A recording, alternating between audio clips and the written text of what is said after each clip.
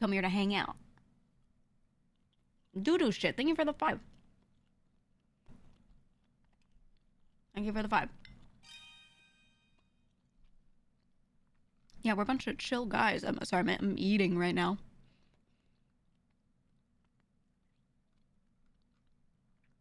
And I'm chilling. I'm scrolling back. Comrade, thank you for the tier 3 for 21 months. Down to the tier 3 for 17 months. Thank you guys. Hedgehog, 13 months sub. Thank you. Ooh. That's huge. Dandrod, thank you for the 20. Holy shit. Thank you for the 20, man. Throwaway as well, thank you for the 31 months. You said you have a new dog. She's very cute. Ooh. We have a pets channel in the Discord if you wanna if you wanna post. You don't have to, obviously, but just saying, if you wanna post, go ahead. Subject 68, thank you for the 25 months. Thank you all. Sorry, I'm just eating and chilling. What's going on? What are we doing today?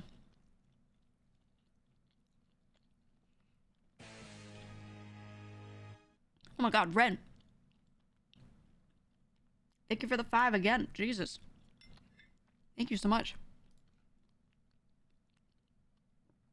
What happened, GEEGA? Did you start streaming on accident or what? What? Yeah, let me in stream right now. Oh, no, you mean the thing earlier? I was set to the main profile on OBS, which should push my stream here, like before I started. And I hit the button. But I noticed the like chat was the alt channel chat, even though it like said in settings it should be pushing to main. So I think OBS was just fucking up for a second, so I restarted it, and then it was fine. So it did go live on the other channel for a second, which is weird, but it's odd because on OBS you can set up profiles. So you could set up scenes and all these things and switch between them, but if you want to stream on different channels, you can set up a different profile, right? Because the settings will also be tied to that profile. So if I change the output of the channel that my stream is going to, right, stuff like that sticks. You don't have to change setting every time, you just hit the other profile, right? So when I'm streaming between these two channels, I'll just hit the button. And so today, I open up OBS, I go to profile, I hit the one for main, everything looks good, I hit start, and the chat was just still the alt one. I was like, oh. I don't know why, it was weird. But I did bug report it, so we'll see. Was Fate saying you should GTA today? No. Everyone I would play with, like almost everyone I would play with, is in a Marvel Rivals tournament today. I would literally be the most alone on the server I could possibly be if I played today. It's pretty empty on the weekends. It was always super empty on Sundays, so even when I played a lot of GTA on the main channel, I still did variety most Sundays because, like, no one was on. It was just no one on, you know? Which was good because I didn't want to, like, not be on when people needed me to be around, but I wanted to still play variety, so yeah, worked out. But yeah, so I've never really played much on Sundays because it's a ghost town, absolute ghost town. Hydra is also dead today. Yeah, they're all, like, so many people on the server are playing in that Marvel Rivals tournament, so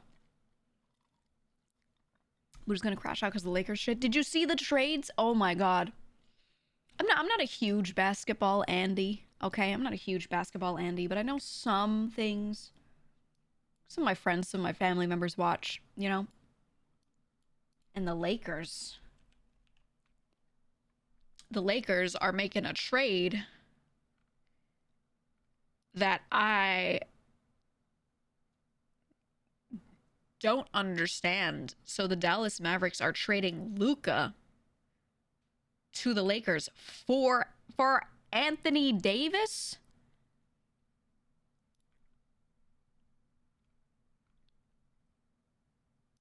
Like they're getting rid of AD. I don't like, why is this happening? I don't understand. And you know, I saw a really funny fucking tweet. Let me find it. I saw I saw a tweet that was so fucking funny. I gotta find it though.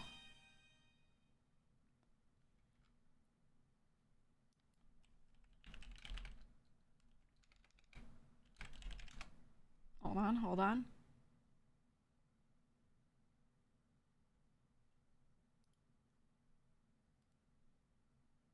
Hold on. I'm looking for it.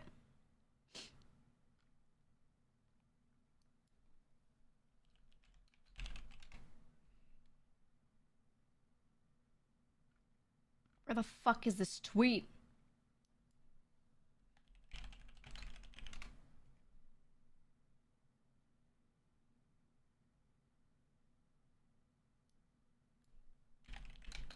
I know what to search for to find it. Okay, I found it. Okay, so someone sees that Dallas Mavericks are trading Luka and Maxey and Markieff to the Lakers. They get Anthony Davis and Max Christie. Okay, so someone quote retweets it, and they're like, I don't even watch the Lakers, but Anthony Davis? Someone replies, explain in RP terms. All right, now these are like fans of like my crew. So a reply goes, I don't know anything about basketball, but you know Psych just got traded from being with Marty Banks and Gigi to working with OTT and fucking Dan Faley. I was crying. I was like, wait, that's such a good explanation. Oh, it was funny. It was so funny. He said, I understand this now. Yeah, for those that watched RP, for those that were there for that arc, that I hope that explains it for you. It's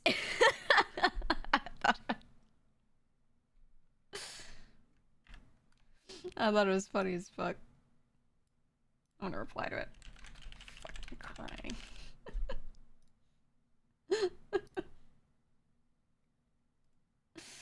Oh man. Does it make sense though? Basically, you have like some really good people and you trade one who's really amazing off for some that are just like their stats are shit. Like, why would you make that trade? Why would you make that trade? I don't get it. Which makes people think, I mean, the Lakers have a fuck ton of money. All of these teams have a fuck ton of money. So it makes you think that something else went into the decision that they just won't say, you know?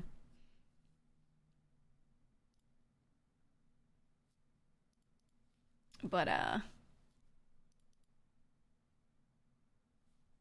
don't know, man. I don't know. Can't see you? Yeah. At the beginning, sometimes I'm eating, and when I'm eating, I stay on the screen for longer. And I just podcast. Luka's the face of the league. Yeah, it's true. Mavs front office hates Luka. Yeah. I don't know. It's just such a weird thing. Did you send your condolences to Buddha yet? No, I want to send him this tweet.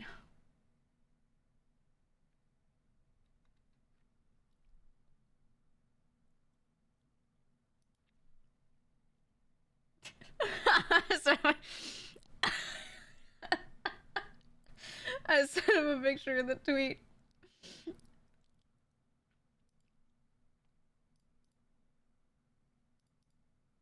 Oh my god. He's extremely depressed right now. Anything to make him laugh, dude. Anything. He's just... And he has to do a fucking Marvel Rivals tournament today. Man's got it rough. He's gonna crash out all week. Or maybe we Sag Farm, I don't know. He killed the vibes today and left. Oh, did he go full vibes assassin? That's my favorite. That's my favorite. Luka Doncic. Omi banned Spider-Man and Buddha crashed out. Wait, does anyone have a clip? If there's a good clip of it, like if it's actually clip worthy, can you put it in the Discord? I want to see it. I want to watch. Oh, that's so funny. That is so fucking funny. I feel so bad though. For like everyone who's a fan, man. This entire game? Okay. I got you here. I'm still eating, but I'll whoops, wrong one. Here. I'll still be on the screen. Eat my food. Abby said sorry in Omi's chat because she woke him up after Omi started streaming. Oh, why didn't it play it? Sorry, you got scammed of your bits. Hold on. Let me restart the bits thingy for you. Let me go. Here we go. Restarting. Anyway, you said good afternoon. Happy Fried Chicken February. I'm staying strong against the Golden Corral so far. Thanks for your protection. Oh, you're so welcome. You're so welcome. Yeah, happy February, man. You're not the only friend of mine that calls it that. We're not friends. Sorry, I said it like we're close friends, and I'm not trying to be that guy, but I have a lot of close friends that do say that. All right, the wording could be taken in a way, and I'm not about to be responsible for any results of that. Here we go. Okay, thing is open again. Should be running rug pulled. As soon as I said it, I was like, meaning's a little off there. You know what I mean. You know what I mean. Can't wait till the Nikola Jokic to Lakers drops later this week. Oh, it's gonna be bad. This week is already shit. It's already shit. But you know what? Just remember, guys, it can always get worse.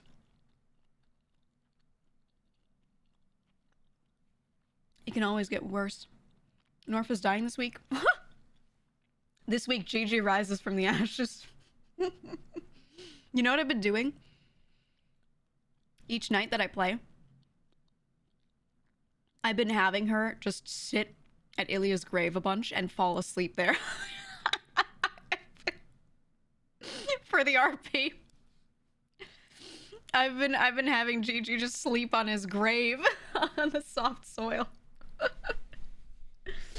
Oh, it's so sad.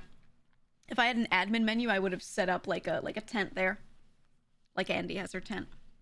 For anyone who has no idea what's going on, in my GTA roleplay server that I play on with my friends on the alt channel, one of our members died, and it was like kind of a decision and / fault of some people within the crew. And so my character's like very torn up about it because that's one of her, not exactly a day one, but close to it. Like he joined the crew right after she did when it was very tiny. So she's very upset because they did like kind of prop each other up when they could. And so she just is like very upset about it and just hanging out at his gravestone and like laying down and sleeping on it. So whenever I log out, I like do the sleep emote and then just log out there. GTRP death permanent. It can be the player chooses. So when you like take enough damage to go down, you know, health 0, you can get brought to the hospital and like someone who does medical shit would, you know, revive your character and they like RP that they're just giving you medical attention. But you can choose at any moment to have any of those moments become permadeath if you want, for the sake of the storyline. Like if it makes sense, you can choose that. A lot of people won't. They might be like, oh, they lost an arm, oh, they lost an eye, you know, things like that. Some people will let it be random and they'll roll for it. So a lot of people set up a perma condition, and then should that condition happen, either they perma on the spot or they roll to see if it happens. So it's very interesting. But yeah, so one of my friends that I play with, he got blooded out of the gang, and that was his like perma condition. So he died. He got removed from the gang, but instead of just getting blooded out and like waking up and not being part of things anymore, he got killed. So my character's all like, she's all torn up about it. And she's not like expressing it enough. She's just like laying down on the grave. You know what I mean? So she's like quiet quitting, you know? Anyway, that's how that works. So if you see me playing on the alt channel, that's the arc. And then of course, you know, the Lakers thing. So when Buddha logs back in, all the people in the other half of the gang are gonna be like dying because he's gonna be upset all week. So it's gonna be a really funny week. Oh, it's gonna be funny. It's gonna be funny as hell. Oh, speaking of RP, I don't actually want to do Red Dead Redemption RP, but I really want to play the game itself. I want to play Red Dead Redemption 2. I played the first game a bit, and I think I opened the second game at some point, and I never actually went and played it. Because I remember watching a streamer, I can't remember who. I remember watching bits of someone play it. Nora, thank you for the 21 months. But I don't actually know what's going on in it, and I never fully played it, so I thought that would be a really good one to go through at some point. Yeah, rootin' tootin'. It'd be cool, it'd be cool. I just don't know, like, I don't know how watchable it is, but I assume it's fine. I mean, I doubt it's, like, boring, right? So not to the point where I'd have to, like, skip streaming it, but, you know. We'll see, maybe we'll try it soon, and we'll see how, you guys like watching it. We'll see. 5 acquaintances picked it up on sale and been doing nothing else. Yeah, I saw it was on sale. It made me think of it. I already owned it. I didn't buy it there, but you know, I saw the sale and I was like, oh, you know, I should be doing that. So probably not Garrett can make fun of him for never finishing. I mean, how long of a game is it? I assume it's pretty long, right? I never, ever blame a streamer for not finishing a long game on stream. Like, yeah, even without side content, if a game is long, I don't blame people, because some streamers are blessed, okay? And when they play a full game on stream, their chat is engaged and cares. But there are also a lot of streamers, and this is just the way viewers are, where when you play a game that takes a lot of hours, you know, you have to do it over a lot of streams, and people just, they're like locked in for the first stream or two, and then as you continue, if they click on your stream and they don't immediately know what's going on because they haven't been following along, they just leave. They straight up just leave, you know? So when it's your livelihood, depending on how many people leave, like, sometimes you just have to pivot. You just, you essentially don't have a choice, you know? And I've stuck through that knowingly before. Like, I talk about it all the time. When I did, I played Breath of the Wild Master Mode before Tears of the Kingdom came out. So I went on this, like, Zelda arc that lasted months, where I didn't play nothing but Zelda. It was like 2 days of that, maybe 3 a week, and then the other days were other stuff. But that was the mainline game, you know? And I was growing really well right until that point. Things were going great, and then I started playing those, and I just flatlined. Like, like my viewership went down a little bit, and then just plateaued right in this one spot. And it was basically like only the people willing to sit there and watch that. And it was okay. I did it because I just wanted to. And I realized it was actually really nice.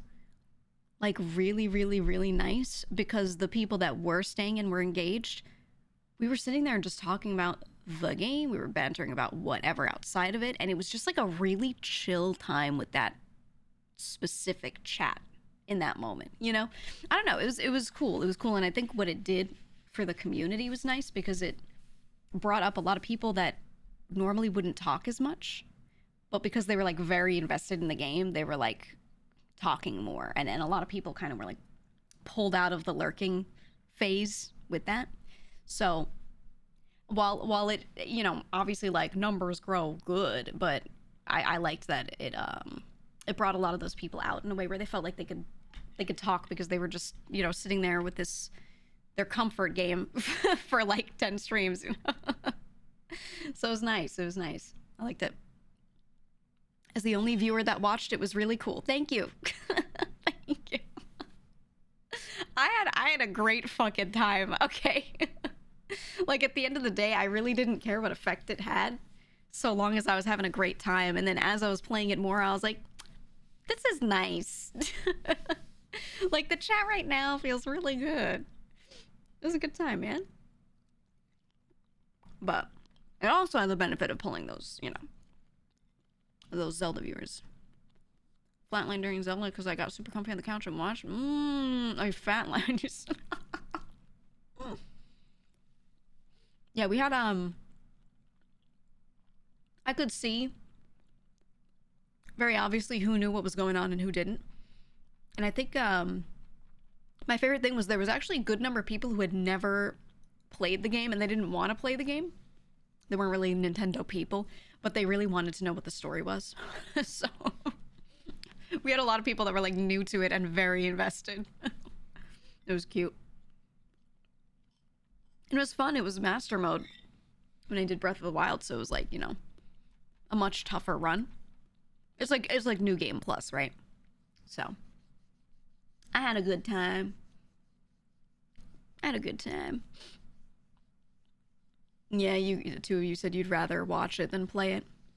That's understandable. I don't know what it is, just those two games. My brain loves it. Couldn't stop playing. Like I legitimately could not stop playing. I don't know. I remember if you finished it. Yeah, I even finished the DLC on Master Mode, which is like some of the really, really hard fights. I even did that. I think there was one chunk of the DLC we didn't finish, but like the first two of the DLC releases we did. And then like as I was working on the last one, Tears of the Kingdom released, so we just pivoted to that. And then I finished that on YouTube because the number of other people that were also playing it was a lot, obviously, and so many people in chat were like, I can't do this anymore. I was like, hey man, totally fine. So I just played it on YouTube. It was funny. I don't have time for all, so I gotta pick and choose. Oh, for sure.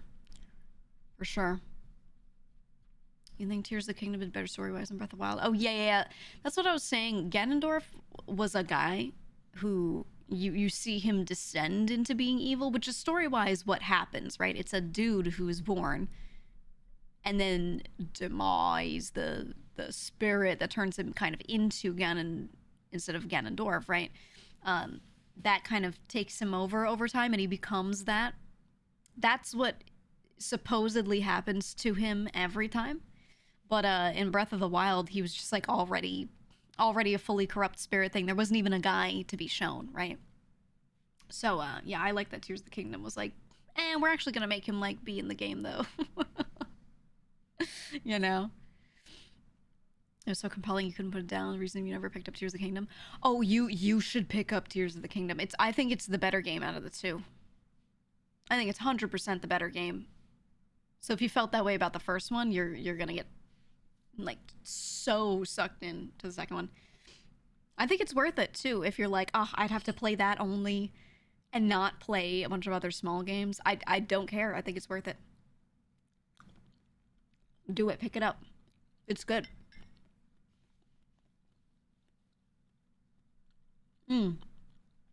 Zelda YouTube split on whether or not Tears of the Kingdom was a good game. It's hilarious. They cared too much. They cared way too much. I'm not very invested in like content creators who talk about Zelda lore and like things like that, because they just argue about stuff that like I don't think anyone should really care about. People start to care because they hear them talking about it, right? But I don't know, for me, both games were really good. It was clear Tears of the Kingdom was made after they did Breath of the Wild and realized what was not good and what was about it and decided to ham up the good things. And that's it. That's it. The lore was better. There were things about it that I thought were okay, but overall, it was just better. The lore is made up as they try to get another game out. Yeah. Yeah, exactly. Mm-hmm. You never got into either? That's fine. I mean, I love those games, but I also really love a standard linear Zelda game where you do things, you know, in some type of order for the most part. Which, you know, they made it open world and a lot of people were like, ooh. I saw so many people complaining about the weapon breaking and stuff. And I thought it was fine. I was like, just get better. Go find out where good weapons are and get them. I don't know. I understood it was a little tedious for some people, but you find out where one or two good weapons are and you teleport around the map to get them. It's just not like, it really wasn't that annoying. And I think people were overreacting because they wanted their game to be perfect for them. I don't know. I don't know. Letting you skydive from a lot of different places made it so much better. Yeah. It was just cool. It was very cool. I don't know. I just had a great time with it. I mean, my favorite Zelda game is still Majora's Mask out of all of them, straight up. I like that and A Link to the Past. So, I'm still a truther on like some of the older games, but it was good, man. Also, if you play a game and you like it, you like it. It really doesn't matter what anyone else thinks. That's it, right? And people going, here's why you need to think it's bad is crazy. You can just say, here's why I think it's bad. That's okay. But beyond that, no one cares. Right? No one cares. Weapon system made one pick their battles more carefully. I liked it. Yeah, if you got good weapons and then you kept them, you'd run around using your one good weapon and kill everything on the map. And that's it. I think it was actually put in there for balance, and I think that made a lot of sense. So, I don't know. I think it was only annoying in the beginning when you have no idea where any of the good weapons are. But at the same time, I feel like that mirrored the state of like Link. Like, he, especially in the first game, he had just woken up and had nothing. He didn't even have like his clothes, you know? You had to go find everything, so he had to, you know, have a hard time fighting Bokoblins. He was getting his strength back. He had only had 3 hearts. So I kind of felt like it made sense. I didn't mind it. Would you ever think of doing Majora's Mask randomizer? I don't do things like that very often. And I think I would, but I would have to, I'd have to refamiliarize myself with the whole game. Because I've replayed it many times, but that was a long time ago. I have not replayed it in a very long time. I don't remember, like, all the different chests I should go look at, blah, blah, blah. So I'd be, like, kind of relearning, you know? But I would. It's just that because I'd have to relearn stuff, it would be such a time commitment. It would be so much. So if I have a big chunk of time and I have, like, no clue what to do, I might do something like that. But, you know.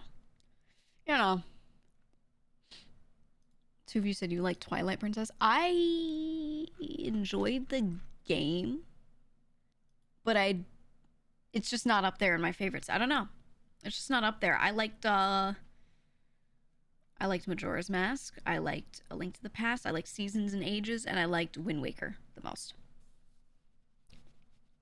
And Tears of the Kingdom. I'll put that in there. I think those were like my favorites, but I liked a lot of them, so, you know. I did play Spirit Tracks. Oh, Spirit Tracks was so good. I feel like a lot of people skipped the like the DS ones, but they were like scarily good. They were really excellent. I don't know. You ever seen the Link to the Past X Super Metroid randomizer? I have seen that. I've never like watched a full video of someone like really doing it. But I've seen that it exists, which sounds insane. That sounds absolutely insane. But it looks cool.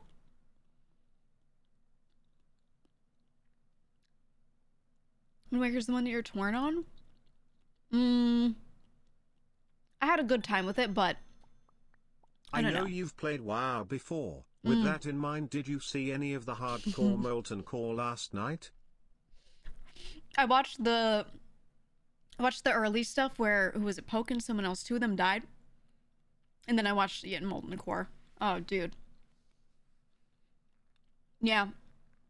So many of the streamers died. I want to say, though, something that's really, really, really annoying. I don't know if you guys, like, saw or heard, but they didn't even want to play. She didn't want to play. She didn't want to raid because of the number of people in a ton of chats complaining about her getting in because, like, you're so-and-so's girlfriend, you know? It was insane.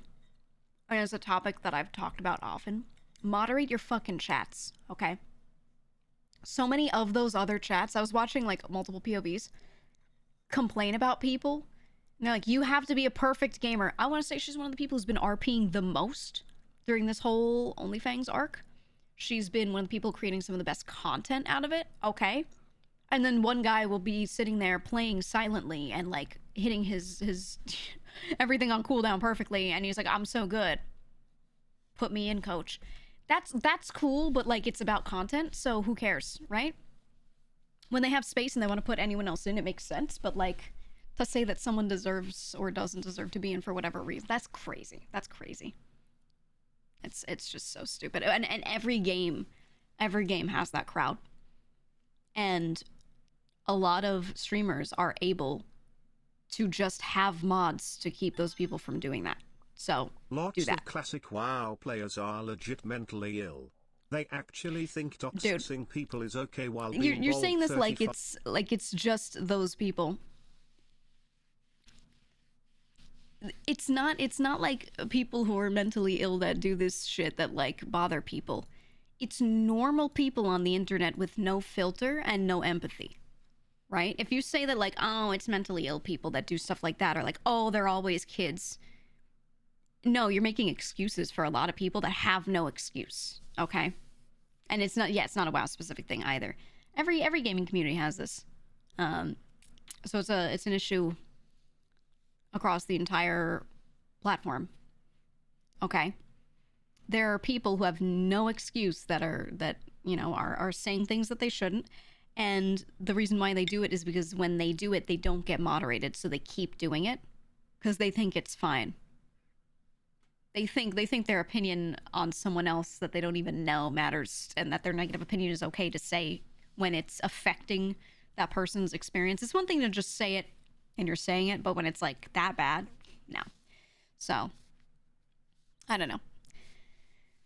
They just need to moderate their chats. It's the fault of, like, everyone who's not really moderating. And obviously some people will slip through the cracks, but, you know, they think they matter. Yeah, that's the thing, is, like, your opinion matters to you.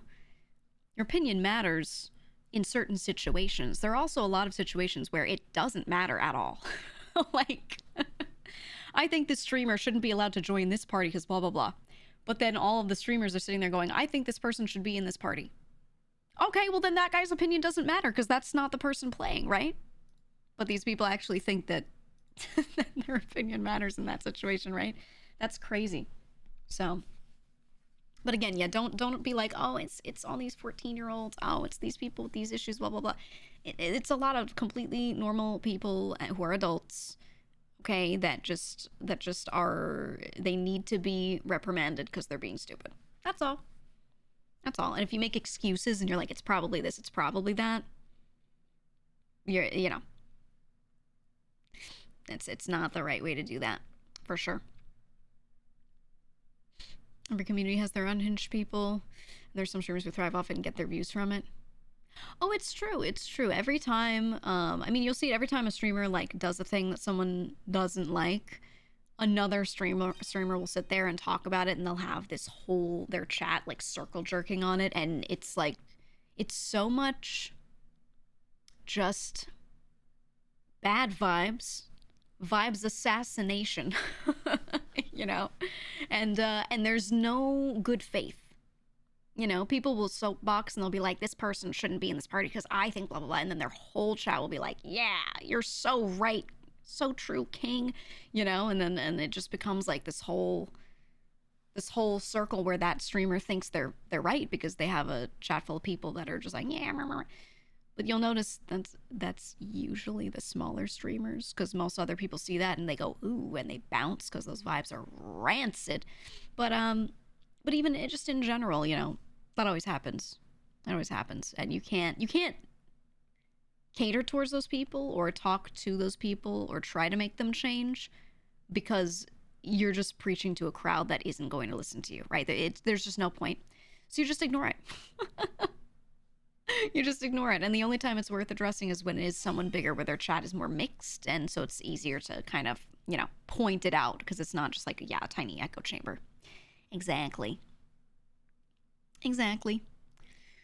Calling the mentality early can help them grow out of it too. It's true. The moment you see something, you should nip it in the bud. And if you feel like you're, as a streamer, being a little too much by being like, don't say that, even though only one guy said it, it's still better to do that so everyone else who's thinking it doesn't say it, than to like say nothing and now like 3 people say it later, you know? Now you have to moderate those 3 people, etc., etc. So, yeah, whenever you see someone being a piece of shit, you know, it's better to call it out early. And other chatters do it too sometimes. If you do it nicely, obviously don't fight with people and don't mini-mod, but I see sometimes someone says something, and in a good chat, some chatter will reply and be like, we didn't need to do that. like they'll say something like that, like very kind of mild, but yeah, GEEGA paper, right? Stuff like that. And you know, if you have a good chat, if you're cultivating it right, you know that you'll have that, right?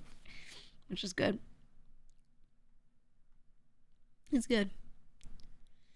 Oh, you said you had someone you watched during a dungeon where someone died. They got hate brigaded. It's when I blocked all the drama streamers on YouTube and Twitch and clipping channels they have. Yeah, it's so... I mean, the best thing you can do is when you get recommended a video that's like some creator talking about some other creator because they didn't like a thing they did, especially like this situation, right? Where it's that sort of like, someone died, I'm gonna make a dramatic video out of it and all of my chatters are gonna like freak out, you know? You see that? Hit don't recommend video, and then when it says tell us why, say I don't like this video. Okay? Or don't recommend channel. Just do that every time. Every time. You don't have to give it the click and the thumbs down or anything. Just be like, don't give me this. I don't like this. And it starts to like negatively pull it kind of out of the algo you're in a little bit. That's the best you can do. It's just ignoring. Know what I mean? That's how you do it. Social pressure is a strong motivator. Yeah, it is. I feel like it's a motivator in 2 ways, because it can be in the wrong direction too. Like if you do watch one of those small streamers that's like drama farming a situation like that, a lot of people will be motivated to do negative things, to do the wrong thing, because they see a lot of people complaining about something, thinking their opinion matters, whatever, and they'll be like, me too, oh, I think that player sucks because blah, blah, blah, right? So it definitely works in both ways, for sure. It does. Full transparency, I sometimes let it get to me, but open those drama videos in incognito to have to reduce the amount of follow-up recommendations. Yeah, just don't put it in your algo. I would say even checking out of curiosity is usually not good, because you do give the view, but don't watch the whole thing through, you know? Tank their watch time, whatever. Like, open it as soon as you get the gist, be like, okay, no thanks. I don't recommend reading comments on channels like that, because again, it's just a small handful of people circle jerking on the same topic over and over. It's the kind of people that have already been selected to be the types to click on those things and watch those things and care about those things. So it's already a subset of people that are not worth listening to, you know? So it's just not worth it. Some of those don't even have a point. Yeah, honestly, the point is usually, when it comes to drama farming, when you make that content, the best thing you can do to get views on it is just talk about it a lot, point out a lot of random details, cherry pick all these tiny little arguments, attempt to sound smart and like you know what you're talking about, and then, you know, have it set up so that commenters will focus on those little details that you give that sound right, and not the fact that there's no point to this video. Right? Like, that's like drama channel 101.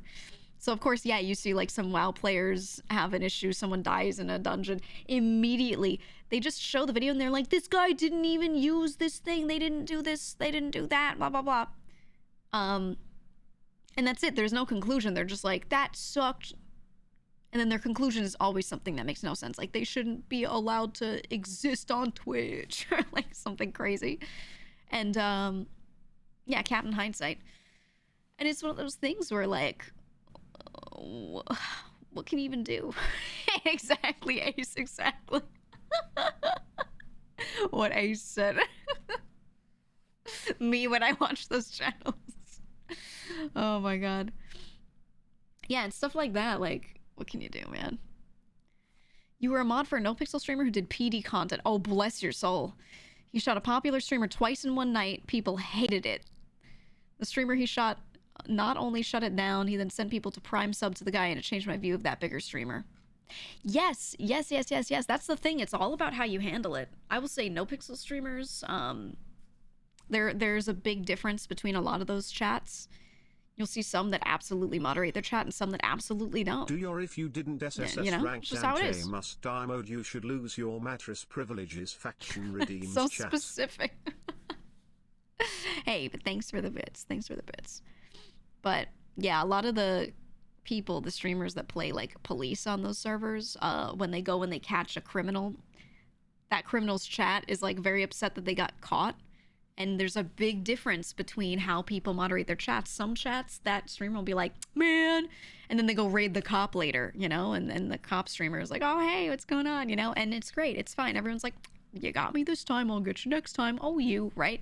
And then there are other times where they're like, fuck that guy. All he does is tackle over and over his mechanics, blah, blah, blah, blah. And they freak out, and then their chat is like, that guy should die, you know? And like, this stuff happens. And it's like, brother, just get moderators to keep those people out of your chat. But the thing is, they don't want to do that. They want those chatters because those chatters feel so strongly about their character and about what they're doing, and they subscribe a lot, and they don't want to moderate their chats because that would mean having fewer viewers because you're getting rid of some of them. So, you know, it's about the money. That's all it is. They don't care about any of it. It's about the money. So, you can't change people. TLDR, you can't change people. All you can do is point out, hey, your chat sucks. Hey, your chat sucks. Hey, you don't moderate your chat. Hey, you're the reason people get harassed. That's like all you can do. You know? That's all you can do. Right? As a regular cop viewer, you can often tell who's being chased by the kind of first-time chatters that suddenly appear. It's so true. It's so true. That's why when I made my cop character, I made her like a comedic one. Right? If I tried to play like a serious one, oh, it'd be so over. It'd be so annoying. I'm gonna do hat off. It'd be so annoying, dude. I don't know. I don't know. I just think, yeah, get flashbang. I think overall, that community had a lot of bad chats, but it also had a lot of really good chats. And my experience was very positive. And even when we had bad moments, I was able to keep the peace. I was able to, you know, press a button, okay? Press a button called followers only chat. And, you know, we were fine. We were fine. I feel like a lot of people kind of would freak out, and I reminded a lot of streamer friends, like, hey, don't forget, you can set up a stream deck button /followers only and then give it a number and make it so that people have to have been following for a day before they can chat. If you keep getting like the chat hoppers, you'll be all right. Be okay. So, you know. Remember when you went in ham in Mason's chat that one day? Yeah, I was like, Mason, mod me. It'd be so funny. And then I started nuking people. Yeah. You watched a handful of Not Giga streams, you never had an idea what's going on, but you're glad Not Giga's having fun, so you stick around. Thanks. There's not much to understand. Like, there are always little ongoing story arcs, but overall, like, you just learn who some characters are, and that's it. It's not as much to get into as it looks like it is. You know? I said, do it because it works. Farming hate is an easy and quick way to make money. It's easier for people to hate others than to admit their own faults. Yeah, I mean, you know, it's no... I'm not gonna say I don't blame anyone for doing this. Obviously, like, morally it's terrible, but, like, I get why people do it. Because starting a drama channel or kind of pointing a good amount of your content toward that is one of the best ways when you're small to actually get people to, you know, watch you. But you will never grow past a certain point except for a couple of the big channels, because that community is not as big as it seems of the people that like want to care about really specific streamers. And it's just one of those things where you know, it's a nice cash grab, but it's not good for long-term growth. Those people don't really last that long, except for like the few, you know. Hi, Mr. Robo. We were just talking about GTA. Or no, we were talking about chat moderation. I brought it up as an example of how you can clearly see some people moderate well and some don't. Drama channels, all that. You know, loud but not big. Yeah, very, very loud, very loud. Any streamer I know does anything and a little group of people don't like it, they'll be so annoying. But when you actually look at the count of people that are like that versus the count of people that are totally fine, that are just watching streams, totally happy, you know, and aren't worrying about it, it's really like, it's a huge difference. It's a huge difference, you know. It's just how it is. And I always talk about this stuff in a meta way, but I never get into like specifics with it. And because of that, we've always had a good time here. Like, we can all agree it's dumb, but I don't start cherry picking examples, you know? You said, oh my God, want to do podcasts? Oh my God, we should. Oh my God. Yeah, no, there's so much to unpack there, dude. There's so, I could talk for hours about how it's so easy to moderate a big chat. Just get more mods and have them follow protocols. That's it. It's literally easy. And before I was a streamer, guys, I've mentioned before, like I've moderated quite a few chats, and I was a mod for some friends that had larger chats. One that wasn't even a friend that had a really large chat.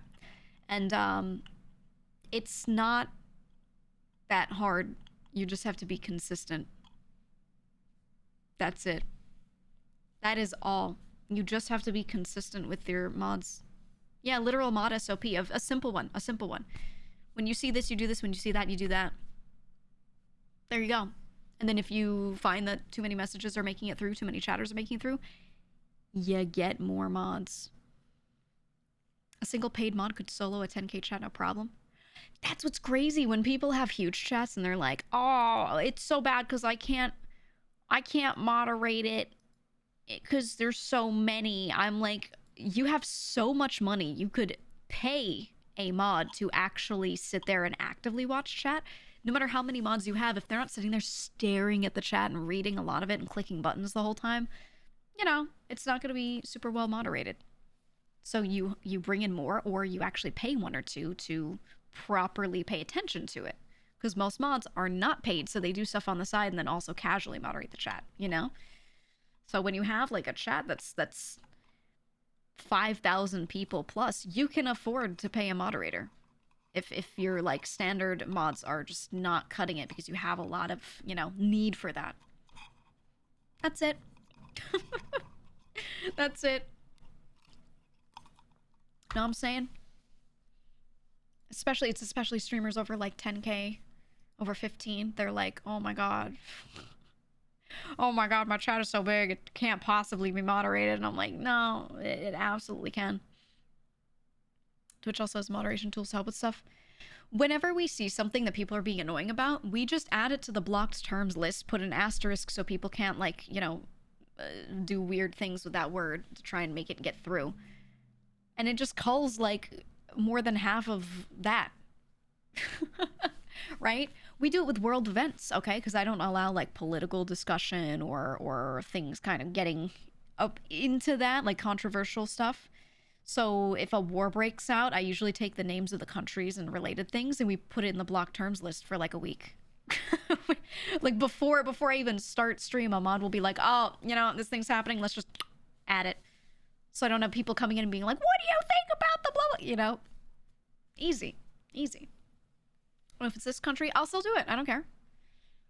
I don't care. But it's like, I don't understand why large chats don't do that. Do they not know how to use their tools? It's quite easy. And the thing is, I do have friends with really big chats that are very well moderated because they use these tools. So I don't know. Don't just say men should constantly be thinking about war. It's the truth. It's the truth. Add hi and hello to the block terms. I always joke, oh, I should add this to the block terms. I should add that. But we never actually do it. We never actually do it, but we joke about it all the time. Oh, thank you for the bits. Thank you, Ben. Appreciate that. Appreciate that. You said, I'm not sure who stole the drip, but you and Zen look dang similar right now. I would just like to say that I posted sketches in the VShojo server of what this was gonna look like first. I did. I posted sketches and I was like, this is what I'm doing. I would just like to say it was me. It was me. No, but also then when she debuted her outfit, she sent me sketches too, and she was like, yeah, I did this thing. Can I be honest? I don't think they look that similar. I think you put a jacket over the shoulders and people are like, holy shit, it's the same outfit. It's literally not. Even me and Monarch, if you put our outfits next to each other, they're not actually that similar. They have a couple of similar elements, but it's mostly silhouette. That's it. Everything else about the actual details are different, but, you know, are very different. In the details, they're very, very different. Not similar at all. What it is it has a similar vibe overall, somewhat. And because of that, they have a somewhat similar vibe and then a jacket. That's enough for people, because I don't want to be mean, but genuinely, I just think a lot of people have, like, no aesthetic sense. So they see two things that are very different but share two traits, and they're like, it's the same. and you know, I've dealt with this my whole life. With a lot of my dude friends especially, okay? They see two people wearing very different things, but they're both wearing white, and they're like, whoa, your outfits are, like, the same. And I'm like, everything about the outfit besides the color is different, though. And they're like, it's, like, the same. Okay? And I've always seen that, man. It's funny. Two people wear shorts. Everything about their outfits are completely different, even the way the shorts look. And they're like, damn, you're in, like, the same thing. That's crazy. My brothers do it, especially. Yeah, I genuinely think it's a guy thing. I know plenty of girls that do that too, but it does lean more common with, like, dudes from what I've seen. Silhouette and colors play a huge role in how similar people see the avatars as. Yeah, I think your brain kind of just, for branding purposes, it whittles things down, or categorization purposes, I should say. It whittles things down into, like, two major points. So then when you see something else with those two major points, you're like, oh, that reminds me of that. That's just how it is. That's just how it is. Amelie's is more modern, Mafia. Yours is more classical. Yeah, that's the thing, is, like, the era, the time period is completely different. I think Zen's is also more modern as well. For sure. For sure. Yeah, it is. It's like saying Henya and Nagi have the same hair. Exactly. They really don't, but yeah. Knows the similarities first before the differences. I think the human brain does that. I think that's just natural, right? That you're just sitting there looking at a thing and you're thinking of what it reminds you of first to try and sort of, like, get yourself to identify it, I guess, is what it sounds like to me. Methinks. Vishoja Mafia group one. Thing is, my outfit isn't supposed to be Mafia themed in any way. So I'd have to get a different outfit for that. And then people would complain. They'd be like, oh, it reminds me of your other one. They would. 100%. Somehow every mouse skin is still mouse. Yeah, you just need to keep certain elements so people be like, oh, that's you. Oh, I know. Hair color being a big one, right? So your outfit is more Victorian. Yeah, it's definitely, like, an older era, for sure. I haven't done any outfits that are modern, actually. And I think about that, and I'm like, what theme would make sense for that? I don't know.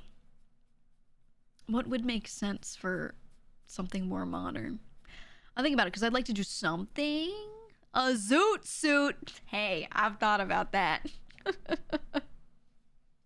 I've thought about that. It's a zoot suit and it just has the most annoying pattern to look at. Make someone draw and rig an entire houndstooth suit. Oof. That's what I would do. What is a zoot suit? Go look it up. Go look it up. It's an old style of fashion that I loved. I loved. Always did. Cyber? I don't want to do a cyber theme. I feel like we've already got Melon Zen. You know, like, we're good. We're good. We're good. A tracksuit. Okay, wait, a tracksuit could be great. I don't want to do just like a casual outfit though. I could, but like, I don't know. I like to do things that are dramatic, so I'd rather change it. I'd rather change it. World War I dazzle camo. Ooh, okay, okay. Ooh, steampunk theme. Could be cool, but I'm not that into it. I don't dislike it. I've just never been like that into it that I care to put it on. You know? I like it from afar though. I do. The Google images of zoot suits go hard. Yeah, they go crazy. They go absolutely insane. You want the case on tracksuit? I mean, I could. When you said pimp outfit, I should do it. Not gonna lie. Keep your hair model, but put different stuff on your head. Like buckets or something. I should get a paper bag. Unironically, I should get a rigged paper bag. I've thought about it so many times. I'm like, I should just, you know what, for no reason, I should just get a paper bag. I want to get the stupid sock mask, though. I want to get the sock with the glasses. If you watch the alt channel, you know. I want the safety sock, straight up. It's so rancid, it's so awful. But I want to get the safety sock with the stupid glasses. It'd be so good. It would be so fucking good. And then I'd have to get an accompanying outfit.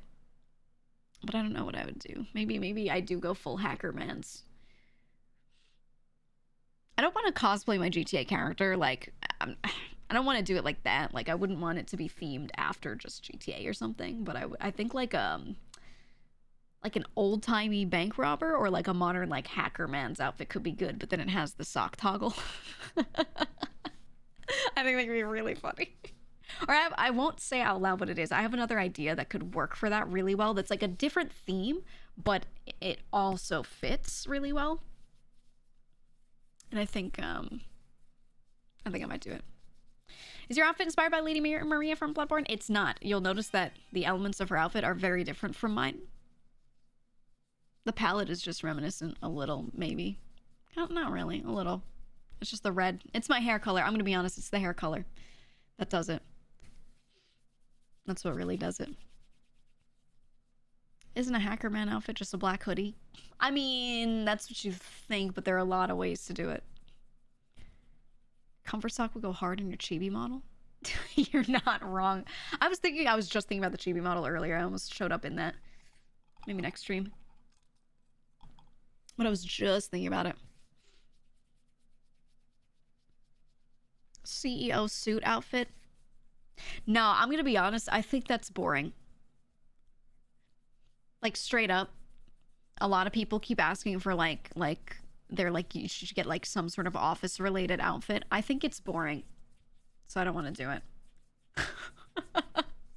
I don't know if you noticed, but I like things that are like extra. So, you know, I think it's boring as hell. I could do it if I had a lot of other outfits, but why would I go for that when I could do, yeah, like full plate mail? You know what I mean? Like, if I had a bunch of outfits, then I'd start doing the simpler ones, but until then, I don't know. It's boring. I think a hackerman outfit could be green hoodie with sunglasses and a mask just over your face. I should. My Quite cosplay. It'd be so good. It'd be so great. Met Gala debutante outfit. Oh, that's the thing, is that's the kind of stuff I do like, okay? I like things that are really obnoxious. Really, really obnoxious. I have a family member that works in the fashion world by some stroke of luck. I don't know how the fuck I don't know how the fuck they got where they did, but one of my family members works in fashion, and so I would occasionally go to like shows with them and stuff, and we would be sitting there, and I really liked going to shows. I really liked a lot of the weird stuff. I don't know. I enjoy it a lot. I enjoyed a lot. Ooh, Gaga meat suit. Yeah. We're here for escapism. Corpos are reality. Yeah, exactly. That's why I'm like, yeah, I could like I could put on like a business suit or CEO outfit or whatever and be like, don't forget again that I used to work in tech and I had a real job, but like I'm a streamer now and I'm gonna put on a vampire hunter suit. You know what I mean? Like, I'll bring it up when it makes sense if I'm talking about something and I'm like, this is why I'm talking about this, but like we're here to play video games half the time and just chat, so you know, I'm gonna put the sock on my head, you know what I mean? You know what I mean? And that's the thing, is like I like IRL had to wear like dress pants and suits and things like so much that I'm so tired of it. I'm so tired of it. For the longest time, I was working in tech in environments where I could just kind of wear whatever. And then I started having to be in front of people more. And even though I was still, no matter what, I was always doing the grunt work, I still would sometimes, in like a lot of the roles I was in, I'd also have to code switch and go be a representative of a thing. Or I'd be on multiple jobs. In one project, I'd be, you know, just working on this thing. Another project, I'd be the face of it. So I would have to like dress nicer, and I hated it. I didn't mind those discussions. I enjoyed business speak, corpo speak, sitting in a meeting, understanding how it works. It gave me a lot of clarity into understanding how to get shit done in those environments, and why my sets of complaining and why don't we just do this never worked, etc. Like, I feel like I learned a lot from it, but I hated that I had to get up there and wear fucking dress pants all the time. Okay, I just hated that so much. I was like, why can't I just sit here and talk? Why do I have to dress nicely? Why do I have to like do my hair a specific way? Like, oh, you know. But over time, I realized that, you know, the more professional you look, the more you get treated and taken seriously. And that was just, right? Yeah, pageantry, exactly. So, you know. And then I became jaded, and here I am. And then I got sick, and now I'm a streamer. Woo! But, yeah. You learn a lot from those kinds of experiences, and I would much rather sit at home and wear sweatpants all day. I really would. I don't know. Wear a t-shirt that says I had a real job.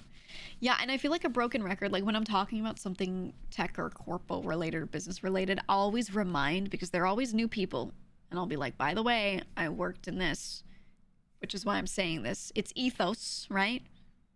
Ethos moment. But I hate saying it all the time, you know? Like, I hate it. But if I don't mention it, I'll be talking about something, and then someone will be like, hey, by the way, you're talking, did you do this? And then I'll have to answer it, so I just say it up front instead. Just put it on a shirt at this point. You know what I should do? I should make a chat command. So when I'm talking about something like that and someone new in chat is like, why does she know this? You guys can just be like, boom, hit the command so I don't have to say it. Yeah, exclamation point ethos. Real job, yeah. Yeah, because I hate saying it. Like people make fun of Thor for always going like, I used to work at Blizzard, right? I feel like it's like the same. It's not as bad because I try to only bring it up when necessary, but I feel like it's like the same feeling for me, right? I'm like, I hate doing this. I hate doing this. But you know, that's the life of streaming, right? Is like, there are always new people here. I know some chatters get frustrated, like someone new comes in and they say a thing and you're like, oh, yes, she's answered this 20 times, but like they don't know, they're new. So you have to tap the sign over and over, so. you know, Garnt, I used to work at the BBC. Exactly, exactly. I mean, it's just good for people to have the context because I get so used to so many people talk out of their ass, right? Or they make a point, but you don't know if you can trust that they should know this thing. And like, while I can't whip out my resume and show you, if I tell you specifically what I did, it's a little too specific, and I'm not like willing to release all that personal whatever. I'll still make mention of like, hey, I did this, by the way, like, so you know I'm talking from experience. I'm not guessing. I'm talking from having done this, right? I feel like it helps, but still. Still, I just feel like it's like, I don't know. Source, I feel like it's true. Source, I made it up. Yeah. Exactly. GEEGA did everything in the end. I mean, well, I like talking about a lot of this stuff because I did wear a lot of hats, right? So I feel like I've seen these kinds of corporate issues or scenarios or whatever from a lot of angles because my career was very like whirlwind with being thrown into like different roles and different things and taking care of different problems all the time. I didn't have like one job that I did for, you know, over a decade and it was like just a linear progression or like a slow upward. It wasn't like that. It was very like I bounced around constantly. And I would be legitimately, I'd be on one project and I'd be like a high level person, like the highest on that project. And then I'd do a different project at the same time, you know, on Tuesdays, whatever. And I would just be like, you know, doing the rote work for it, you know? So I kind of experienced everything all at once, all the time. And it was just, I don't know. I feel like it at least gave me good perspective. It's exhausting. It was the hardest part about what I did genuinely was switching between different things all the time. So one day I'd wake up and I'd have to go to this location and do this meeting about this thing, and I'd have to wear nice pants and look professional and be the face of this thing.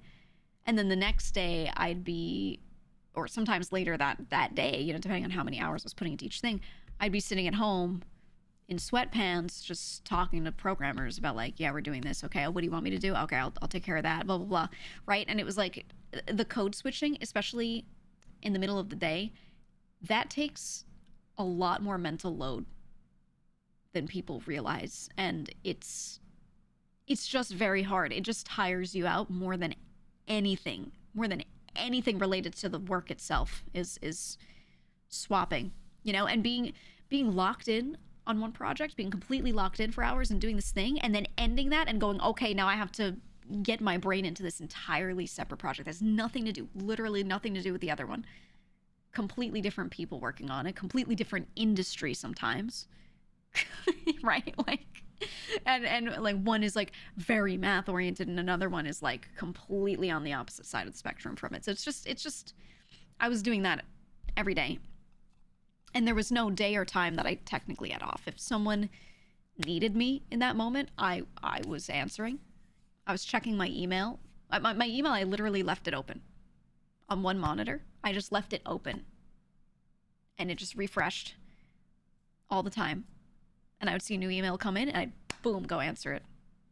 I had like 1,000 accounts for everything. It was just, I loved what I did on the individual basis, but the overall experience was very draining. Very draining. But yeah, and it was just constant. It was constant. Me, a PM is exhausting.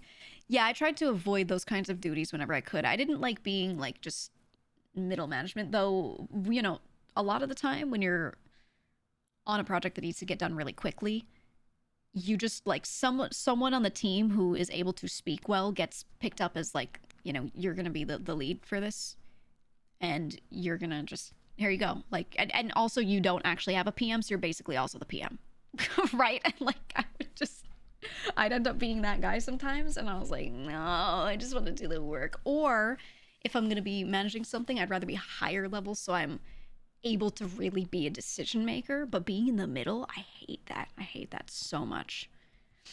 You're responsible for execution, but you're not the decision maker. and you're the messenger between two different groups of people that don't understand each other and other teams as well.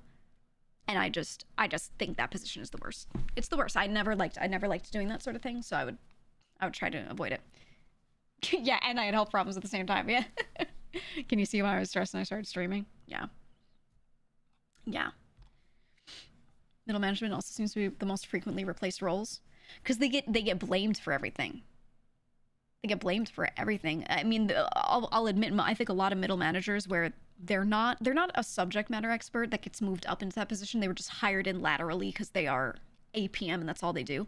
A lot of them were always really bad at their jobs because they didn't, especially in tech, they didn't understand the rote work. And I'm a person who's like, in the tech world, for a lot of projects, you cannot just have a project manager who went to business school in that role. You need a TPM, which is someone who is a technical project manager who usually comes from tech or studied that on the side after business to kind of understand what they're doing. They don't have to be able to do the work, but they have to be able to understand what's being done. So then every time we got a PM that just like didn't know anything about the project, I'd be like, hey, just don't even have them. Like they literally, like, we only need 2 hours of their time a week and everything else they do is such a waste. You know, I hated that. I hated that so much. But then also, to be fair, a lot of programmers can't do that. They're like not able to code switch into that because the way they think a lot of the time is very logical. So when they need to sit there and consider the end user of a product, they need to consider what another team is doing and how their stuff fits into a project. They like often can't. So a lot of them wouldn't really be suited to those roles either, because even though they're very smart and they're good at their job, the moment it widens and they have to take a lot of other people's considerations, you know, into, or other people into consideration, I should say, they would have a hard time. So it's just rough. It's just a rough field when it comes to that stuff. I don't know. Yeah, middle manager's whole job description is to shovel shit from both sides. The engineer doesn't have to talk to the CEO and vice versa. Yeah, literally. And if they're good at their job, they're like protecting them from each other and it's good, but a lot of the time they're bad at their job. So they just poorly explain everything the CEO said down to the programmers, and the programmers just give up. They like quiet quit and they just do their base work. And then the programmers go, we need to do this. That PM doesn't really understand. They try to explain in layman's terms to the CEO and they explain like the wrong thing. And there you go. It's a cycle. It's just, oh, it's rough, man. It's rough. But there are ones that aren't really good with the subject matter that still do well because they focus on like, no, I'm just keeping things scheduled. I'm just here to keep meetings running. I'm not like, you know, when I need to know how something works, I'm going to call that person in to the meeting and go, hey, can you explain this to this person?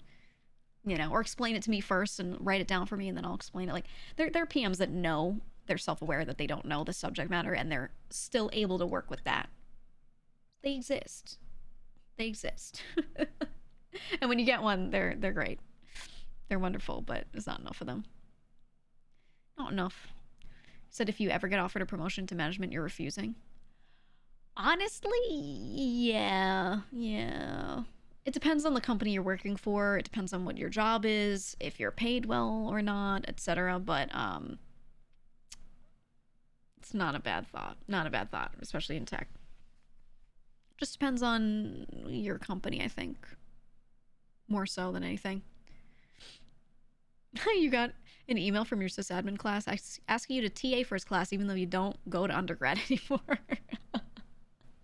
I hated TAing. There were certain courses I liked it for and others I didn't.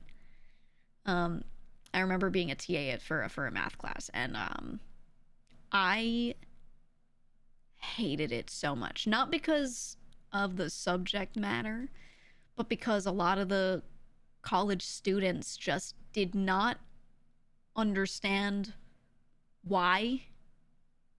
Which math class? It was an upper level statistics class.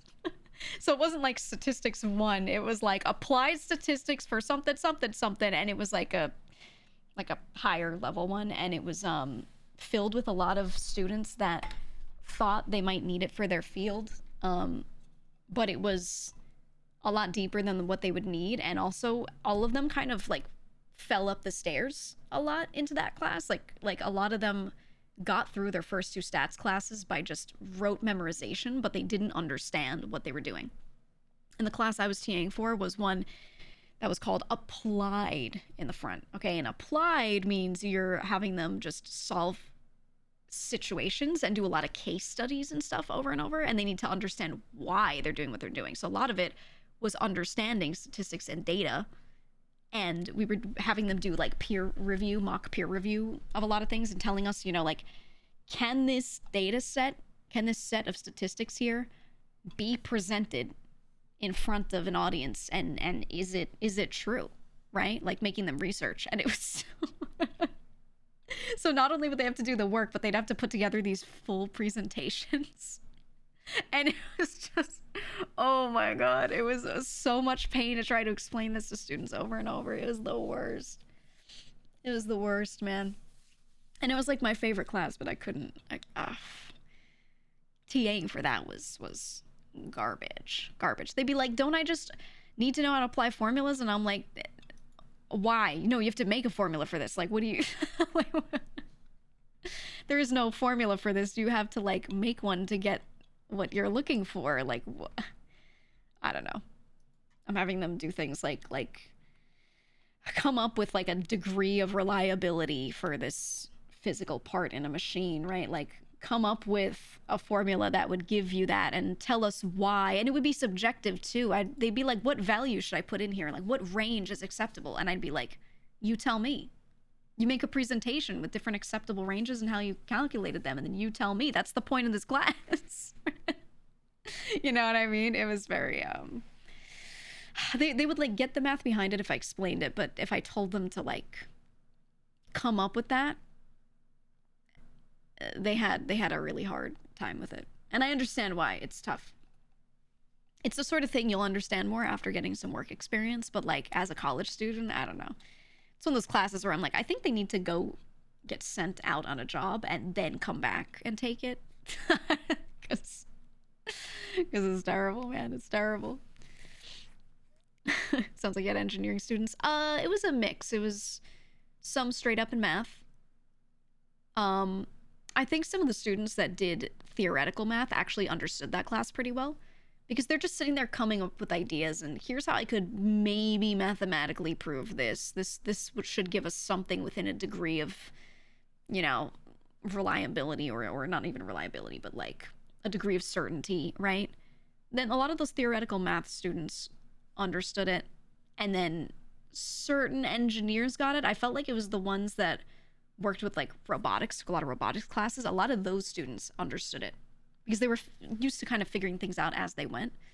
But a lot of like the software engineers had a really hard time.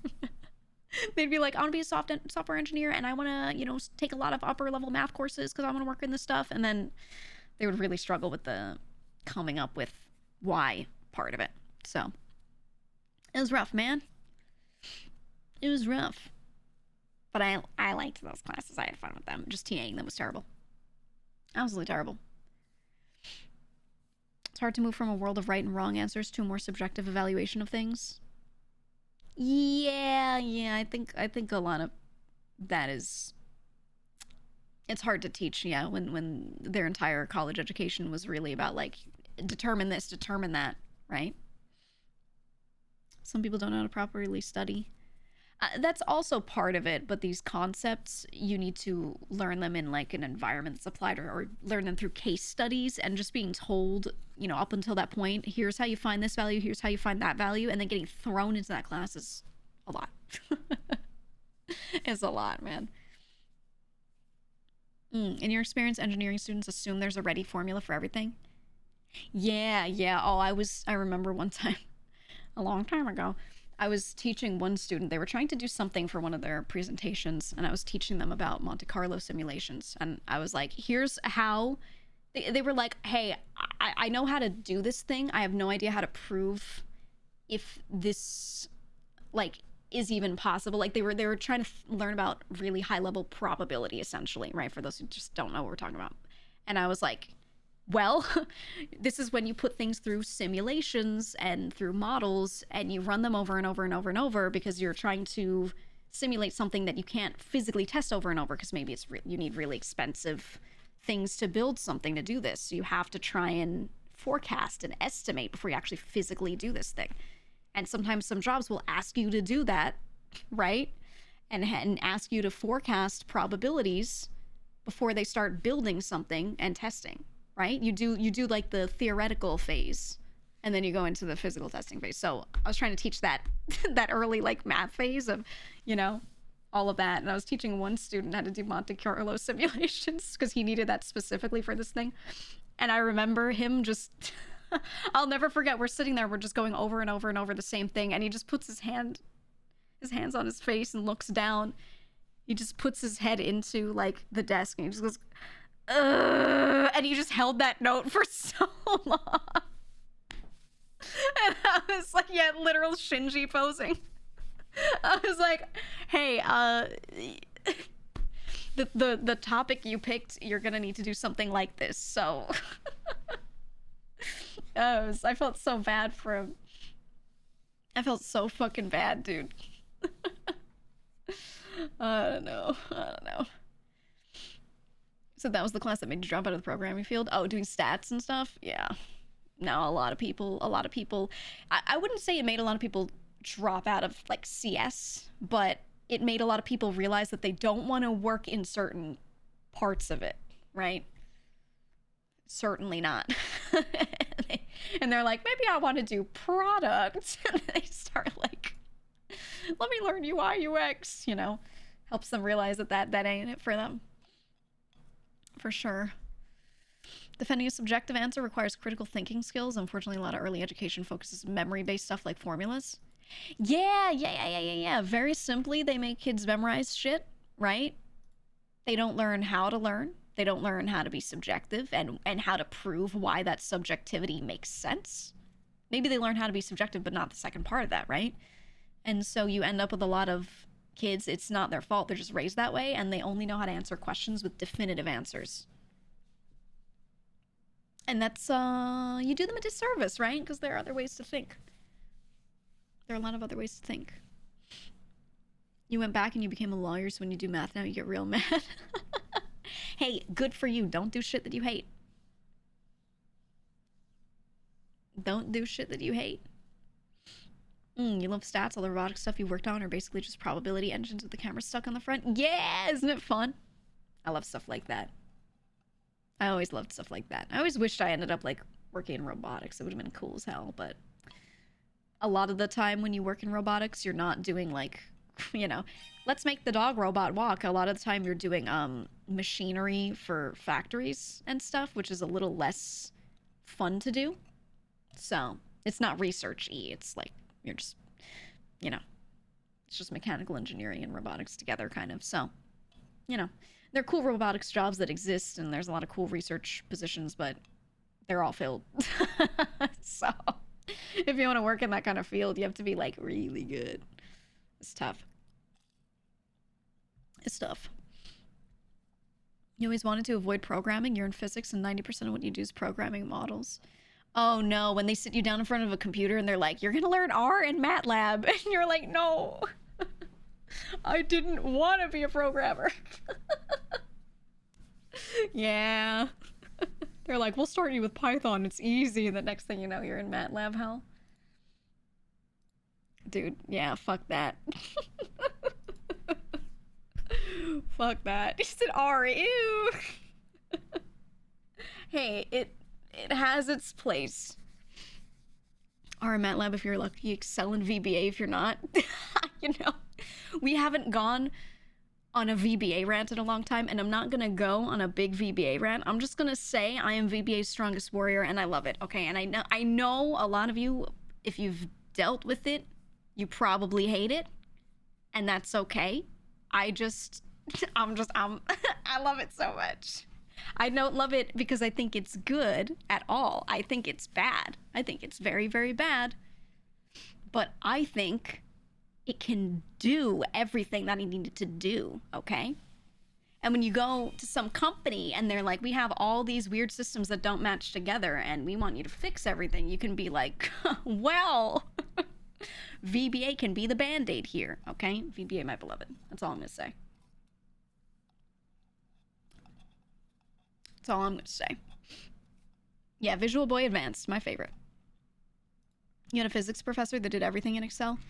To be fair, you can do almost everything in it. It's just not intuitive, and you know, other programs can do things intuitively, but like, if you layer enough in Excel, if you layer enough, you can do so much really complex stuff, and doing like these simulations and models essentially that like a lot of people would do in something else, but you can make it work, is what I'm saying.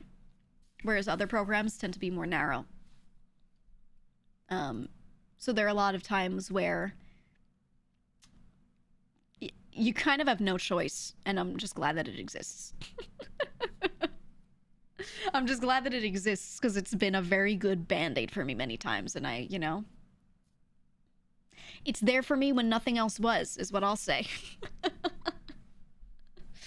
You know, someone who programmed a tower defense game in Excel without macros. Yeah, that's what I'm saying. That's what I'm saying. It's able to nicely display and be opened by everything and everyone and blah, blah, blah. So I'm just saying it does a lot of things. You said as in Visual Basic. Visual Basic for applications, yeah. Yeah. It's terrible, but it's there when you need it. It's reliable, okay? It's reliable. So I think Excel might be the most powerful tool in business. It is. Fuck the rest of the suite. I hate Microsoft Access, Microsoft Word, everything. Fuck all of it. But Excel holds up entire companies. Entire companies. People don't realize how many companies just do everything with Excel. Literally everything. And it's scary. But you know what? It's reliable. It's reliable, and it's easy to learn. So even if you, well, I think it's easy to learn. So even if you are running into some company and you don't know what's going on, they just hand you some scary, huge Excel sheet that should be in a different type of database because it's so much data, but whatever. You can make it work. You can make it work, you know? So it's reliable. Everyone knows it too. Everyone knows it as at a basic level, yeah. Once you get into actually doing VBA, like a lot of people do, they'll use pivot tables and some basic formulas, and they'll go, look, I'm programming in Excel. They're not, but most people get to that point at least, where they can do like a little table or something, and that, you know, you can absolutely carry a lot of businesses just having that knowledge. You really don't need to know like any of the fancy stuff. It just automates things or makes your workflow quicker. But yeah, people don't realize how weak Google Sheets is compared to Excel either. No, Google Apps Script has gotten really good. I think in recent years especially, there's been so much innovation there, and the amount you can do in Google Sheets is crazy nowadays. And the fact that it is, you know, stored in the cloud, right? Is insane. The fact that you can work asynchronously, you can work synchronously, right? You can do both depending on how you're doing it. Whereas Excel is a file on a computer in most cases, depending on how you're using it. And you're just opening it, adjusting it, re-uploading a thing. It's a little different, whereas like Google Sheets, you can just open a thing and work with other people on it very easily, straight in a browser. It's nice. MS Office with SharePoint lets you work async. Yeah, exactly. But not everyone wants to pay for those licenses for their companies. They don't do that. So that's what I'm saying. Like, while you can with Microsoft, a lot of companies are straight up not willing to pay for the licenses for their workers. So they force everyone to just upload the newest file. And, or they go over to Google Sheets if someone can be convinced. It's kind of scary how like against that they are. But a lot of companies bleed money to software licensing, so they look to cut stuff like that.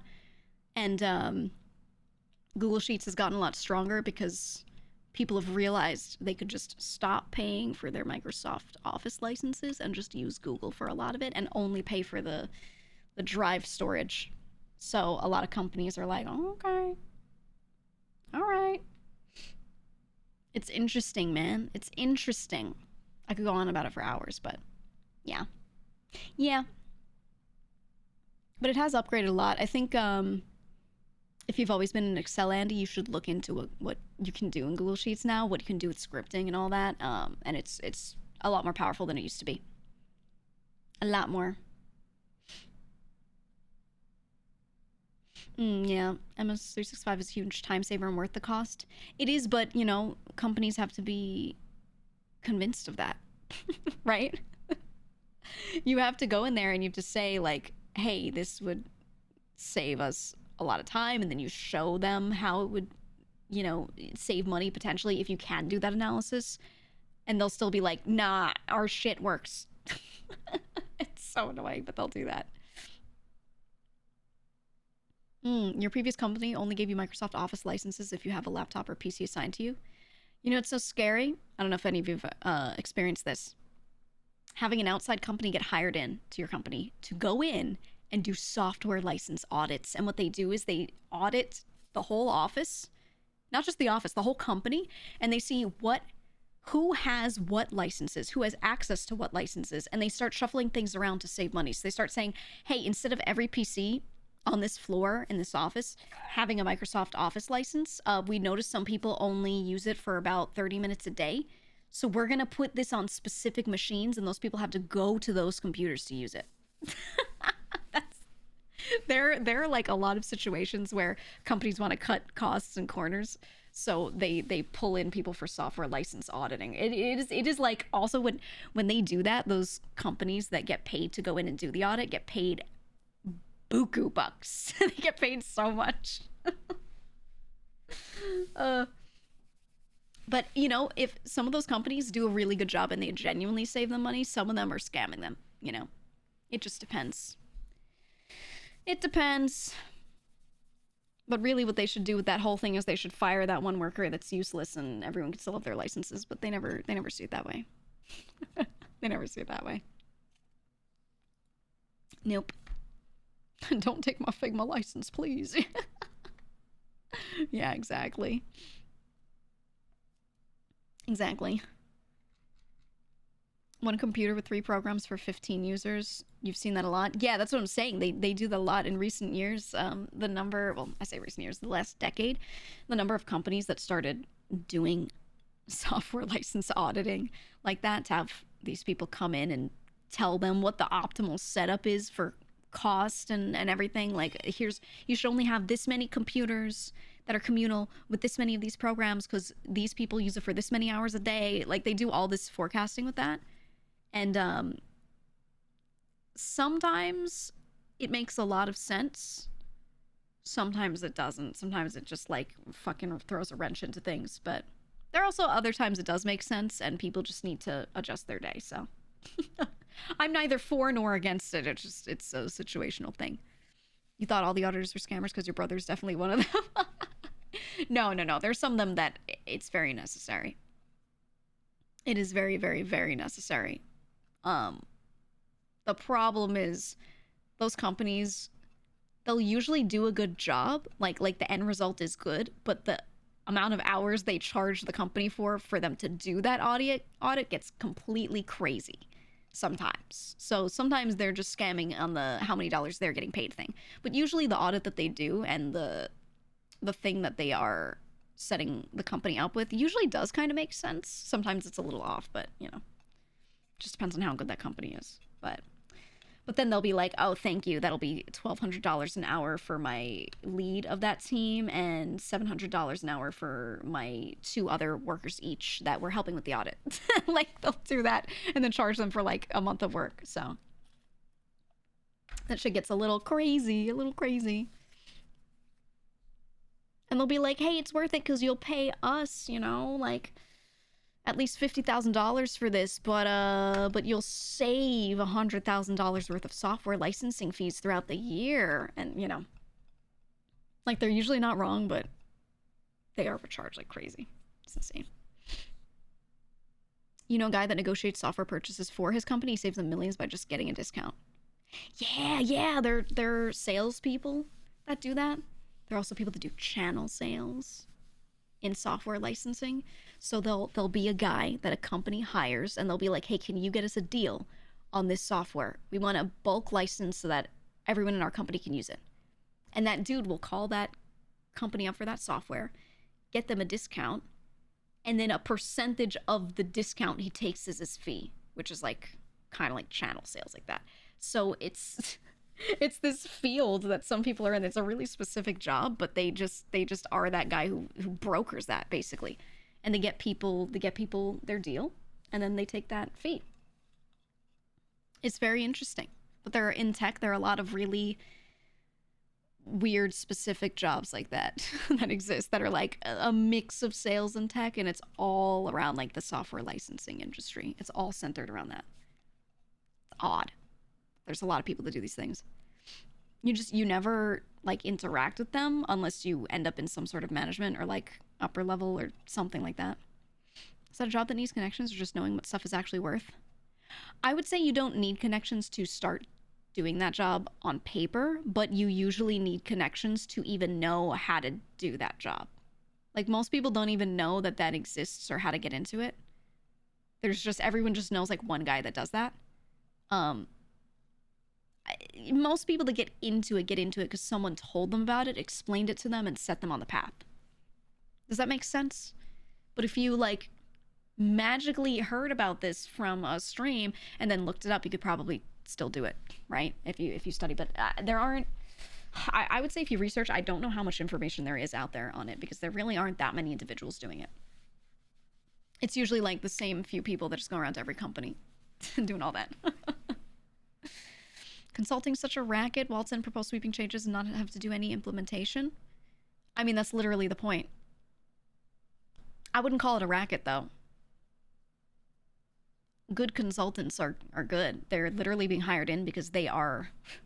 When you're a consultant, you are typically, if you're from one of the bigger consulting firms or from one that is, has accolades, those are the people that are simply really good in that field. They are just that good. They're more efficient. They're faster. So they are brought in because they are subject matter experts. They're brought in to make major changes. And then when you're saying they don't have to do implementation, yeah, they don't. You hire someone who is, less expensive to keep doing the implementation, or maybe they're like a maintenance guy for a program or whatever. But the thing is, they set up everything. So the consultants will write up documentation. Here's why we made this, all these presentations of all these things. They document literally everything. And then they do onboarding. So a lot of the time they will onboard existing or new workers onto the thing so that it can be implemented. A lot of the time consulting firms will have their full team go into a company, make these huge changes, and then they'll leave 2 of those workers in that company for an extra 6 months for a transitional period until that company, sometimes they'll even help them with hiring, but until they hire, their own people to do it. So you pay the consultants a big fee, but they go in and they fix everything. They're fixers. Obviously, there are going to be some consultants that are bad. There are going to be some that are bad, but from the bigger, larger companies or from like the boutique, smaller consulting firms that are just really like well-known in that field, they're usually good, to be honest. It's just scary because they're people you don't know and they come in and then they suggest a bunch of shit and you're like, wait. Huh? Yeah, what Blazing said, you get someone that can just tell you what to do to solve the hard problem. It saves the company millions. I mean, hey, we'll use Twitch as an example. They got a bunch of fucking problems, right? NFS Unbound update. I don't want to hear about it. I don't want to listen. No offense. I don't want to listen to your long essay about something unrelated to what we're talking about. I have to do it. Yeah, read the room, please. Anyway, like you said it's worth it if the company is being mismanaged. Exactly. So I was going to use Twitch as an example.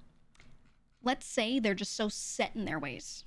Let's say one of their issues with the product, with how things are being done UX wise, are kind of centered around the same minds being put toward these things over and over. If they realize that there is like a really, really big issue and they need sweeping changes, they could keep firing workers and bringing in new ones, firing workers, bringing in new ones. But what if their hiring is bad? What if they just keep hiring the wrong people and their hiring is bad? What happens when companies realize that is often they'll go and hire a consulting firm and they'll be like, we need the fixers. We need to put down a bunch of money and we need to get people who are subject matter experts. Let's find a team from a consulting firm that has worked on, you know, these products. They've fixed up these and those companies, etc. Right? And you pull those people in. And then what they're supposed to do is they're supposed to come in, make those huge changes, those shakeups, and then help you put the right people in the right spots and train them. If they're good at what they're doing, that's what they do, right? And yeah, they do help you hire people. Sometimes you just keep one of their consultants on retainer for like 10, 20 hours a week in perpetuity for like years, you know, until you hire someone in. And if you don't, you just keep that guy on. So he's always there to do oversight or to work on a thing. And it can be really good. But if the company isn't good at it or the team that they get isn't good at it and they kind of like change things and then leave you flat on your face, then they're shit consultants, right? But the biggest part of them is usually that they do training, they do onboarding, they do documentation, right? And they put a lot of stuff in front of the people that are going to do that work in perpetuity, who actually work for the company or are W-2'd with them, and they leave them with all the tools that they need to be able to keep it running and keep it going and to understand it. So they're supposed to be brought in as like a fix-it team, but, you know, if they're not good, you pay a bunch of people to come in, say a bunch of shit, and then leave people high and dry. So that's why there are certain consulting firms that are really big and really well known, and people tend to just hire from those same companies a lot because you feel like you at least have that guarantee that they're gonna do it. And you know they have a lot of people. If you're unsatisfied and you're like, hey, they didn't really do the training part right, they can cycle a lot of people in and out that know what they're doing. But yeah, sometimes you have to make the hardest decision of all. Yeah, consultants sometimes will make suggestions and be like, hey, I know you have a team of 10 handling this thing, but you actually need a team of 6 and you need 2 people that know how to do this thing specifically. You're going to have to fire this many people. We've done an analysis of how these people work. Here it is. You make that decision. That's what a lot of them will do. And that's a rough thing. They basically get brought in to be the bad guy a lot of the time. You know. There's also cases where companies hire consultants, don't want to keep paying them, and ask them to leave after the job is only half done. That happens a lot. Yeah, a lot of the time when people perceive that a consultant was hired in and then like left without doing their job, it's that the company is like, damn, these consultants bill for really expensive hours. And you know, they technically made this thing for us. They made these changes already, so let's just get rid of them and we'll have our people pick it up. Not yet realizing that the consultants were like not done training. And even if they say that, they half the time won't listen and just kick them out. So, you know, it's a lot of the time it falls on the company still for mismanaging the whole thing. Sounds like you gotta have a crazy skill set to fix stuff a whole company couldn't. Yeah, they're usually, it's hard to get a job as a consultant. You get paid a lot, but it's the kind of person that like, they typically just have wide knowledge on a lot of these things. Maybe they've worked in a lot of different industries, so they're able to apply knowledge from one to another. And so that experience being very, again, wide-ranging helps a lot because most companies' issues are they're too big and they're too set in their ways. They're too old, right? So those people come in and, you know, they're able to do those things. But it's really hard to get those jobs because you have to have weird work experience usually to like make the cut. But they get paid a lot. They get paid a lot, but the work is very difficult, genuinely. The work is hard, so. Jack of all trades, master of none, but better than a master of one. No, I hate that phrase. I hate that phrase. They're just genuinely good at a lot of different things, usually. Straight up. That's why they're able to have that sort of job. Again, this is for, I'm talking about the ones that are good at their job. There are some that are not, and, you know, I wouldn't apply that to all of them, but, you know. The sad part is rarely the people responsible for the company being mismanaged that are being replaced when the consultants come in. Yeah, like, they're not going to replace the higher-ups. But the cool thing about the consultants is that they can say that usually. Like, they get brought in, and they'll be like... I've heard a consultant say to someone else, you know, you could do this, you could do that, but realistically your COO is the problem. He's a fucking idiot. Like, I've like heard that sort of thing enough times, and like that's the kind of stuff that you bring them in for. Is they say that because, like someone mentioned earlier, their job security is not like on the table, so they're able to say this stuff. They're able to point out the actual issue, and that's why a lot of people that are higher up will also just throw out consultants sometimes because they get offended. They get offended, man. But it's true. It's true. Imagine getting paid to say that. Yeah. Or they won't always say it like that. You know, sometimes you'll hear people say it more like, you know, hey, realistically, like, you haven't shored up these operations in this way, so you need someone to be, like, head of operations under you to do this. Right? They just point it out. They just point it out. You need to hire for this role because you're not doing it, right? Yeah, you've worked as a consultant. You said one of the hardest things is when you get brought into a company that just wants a magic fix for their problems and doesn't understand that it's a long and arduous process to do it right. Yeah, and then they're so surprised at the billing cycle. Yeah, you're gonna need 20 hours a week of these different people, each a team of this size, and you're gonna need them for a year. And they're like, a year? Yes. Yes. Exactly. I don't know, the world of business is funny, and it's really funny to see people in positions where they get to walk in and be like, you all suck. That guy is doing his job, though. It's always funny. Ooh, paying consultants for 6 weeks for them to recommend the solution the engineering team originally proposed 6 months ago because management didn't believe them. Yeah. Isn't that so shit? Isn't that so shit? I've witnessed that. I have witnessed that firsthand. Consultant walks into room, says, here's my proposal for what you need to do. Engineer stands up and goes, I've been saying this for 6 months, and walks out. I have watched that literally happen while sitting at a table with a bunch of people. Like, dude was so pissed. He was so pissed because he would, like, they pay these consultants. Like, I think this one that walked in and said that was getting billed at like $600 an hour because it was like a short, like he was supposed to come in for this one proposal and like one set of the implementation. He was getting billed really high for it. Where his company was, he was probably making like $200-300 an hour for it. But Jesus Christ. Jesus Christ, dude.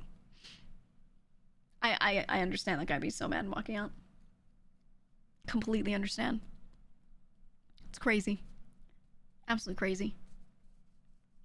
See, C-suite brings in consultants, and consultants tell them the problem is in the C-suite, and then the consultants try to tell them to hire one of them as an interim CTO, and then they pay crazy money for it. That's the strat. I've seen that happen too. Yeah. I don't know. Offices, man. So crazy. So crazy. I think Twitch needs to hire consulting for... I doubt they have the money. I really doubt it. I think they need to hire a team of consultants with a lot of experience in product. And having worked on social media products. Especially. And I think they need a round of sweeping changes, but that's just my 2 cents. They still operate at a loss. I'm pretty sure. Yeah, I saw a crazy stat where someone was saying that they make most of their money off of sub revenue. Sub revenue. Not ad revenue. Not anything else. Sub revenue. And I was looking at that and I was like, why isn't it ads and sponsors in this field?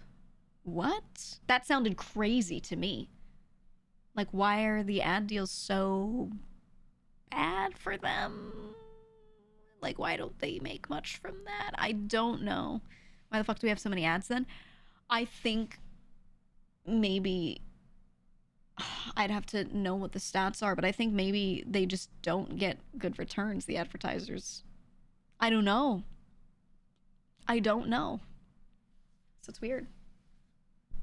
Would you consult with Twitch if they asked or hired you? No. I don't know. I'm trying to be a streamer, man. I love talking about this stuff, but I'm trying to be a streamer. I mean, maybe I would if it was like 4 hours a week and I talk about things and I'm not doing any of the rote work. But if I was like asked to do any of the rote work, fuck no. Fuck no. I'm staying away from that. Staying away from that. No, thank you. You said from what you know, Amazon's great on a resume, not great as a long-time job. Nah, it completely depends on what you do within there. I wouldn't sweeping, you know, just kind of say that as a generalization. Wow, Stinky McFartnuts, thanks for gifting us up. Thanks. Thanks so much. So there's certainly more than enough ads. Yeah, that's what I'm always confused by. I wonder if maybe the deal that they get on those ads is just really bad.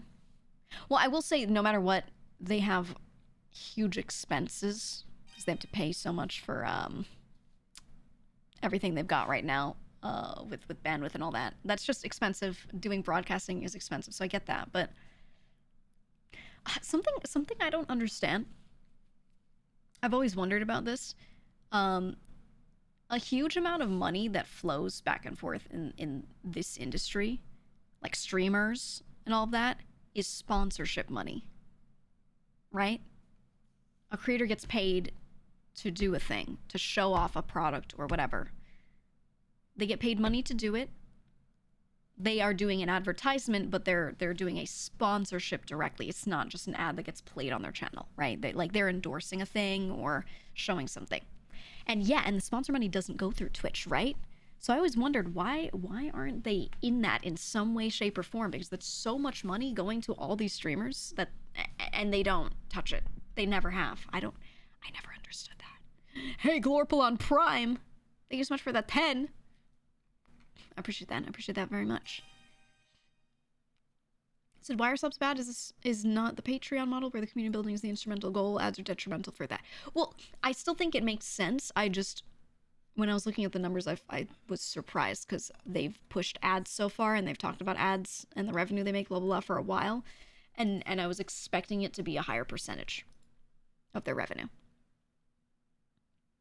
But to be fair, if people are subbing a lot and gifting a lot of subs, a lot of people maybe aren't seeing those ads. So, you know, maybe that's the issue. Kind of like the two things consume each other, right? If you pay for a sub, then you don't see ads, so the revenue isn't made. If you see ads, you're not subs, so the revenue's made from the other spot, right? Like they kind of, you do one or the other. Know what I'm saying? And then also, yeah, Turbo's a thing as well. So, I don't know.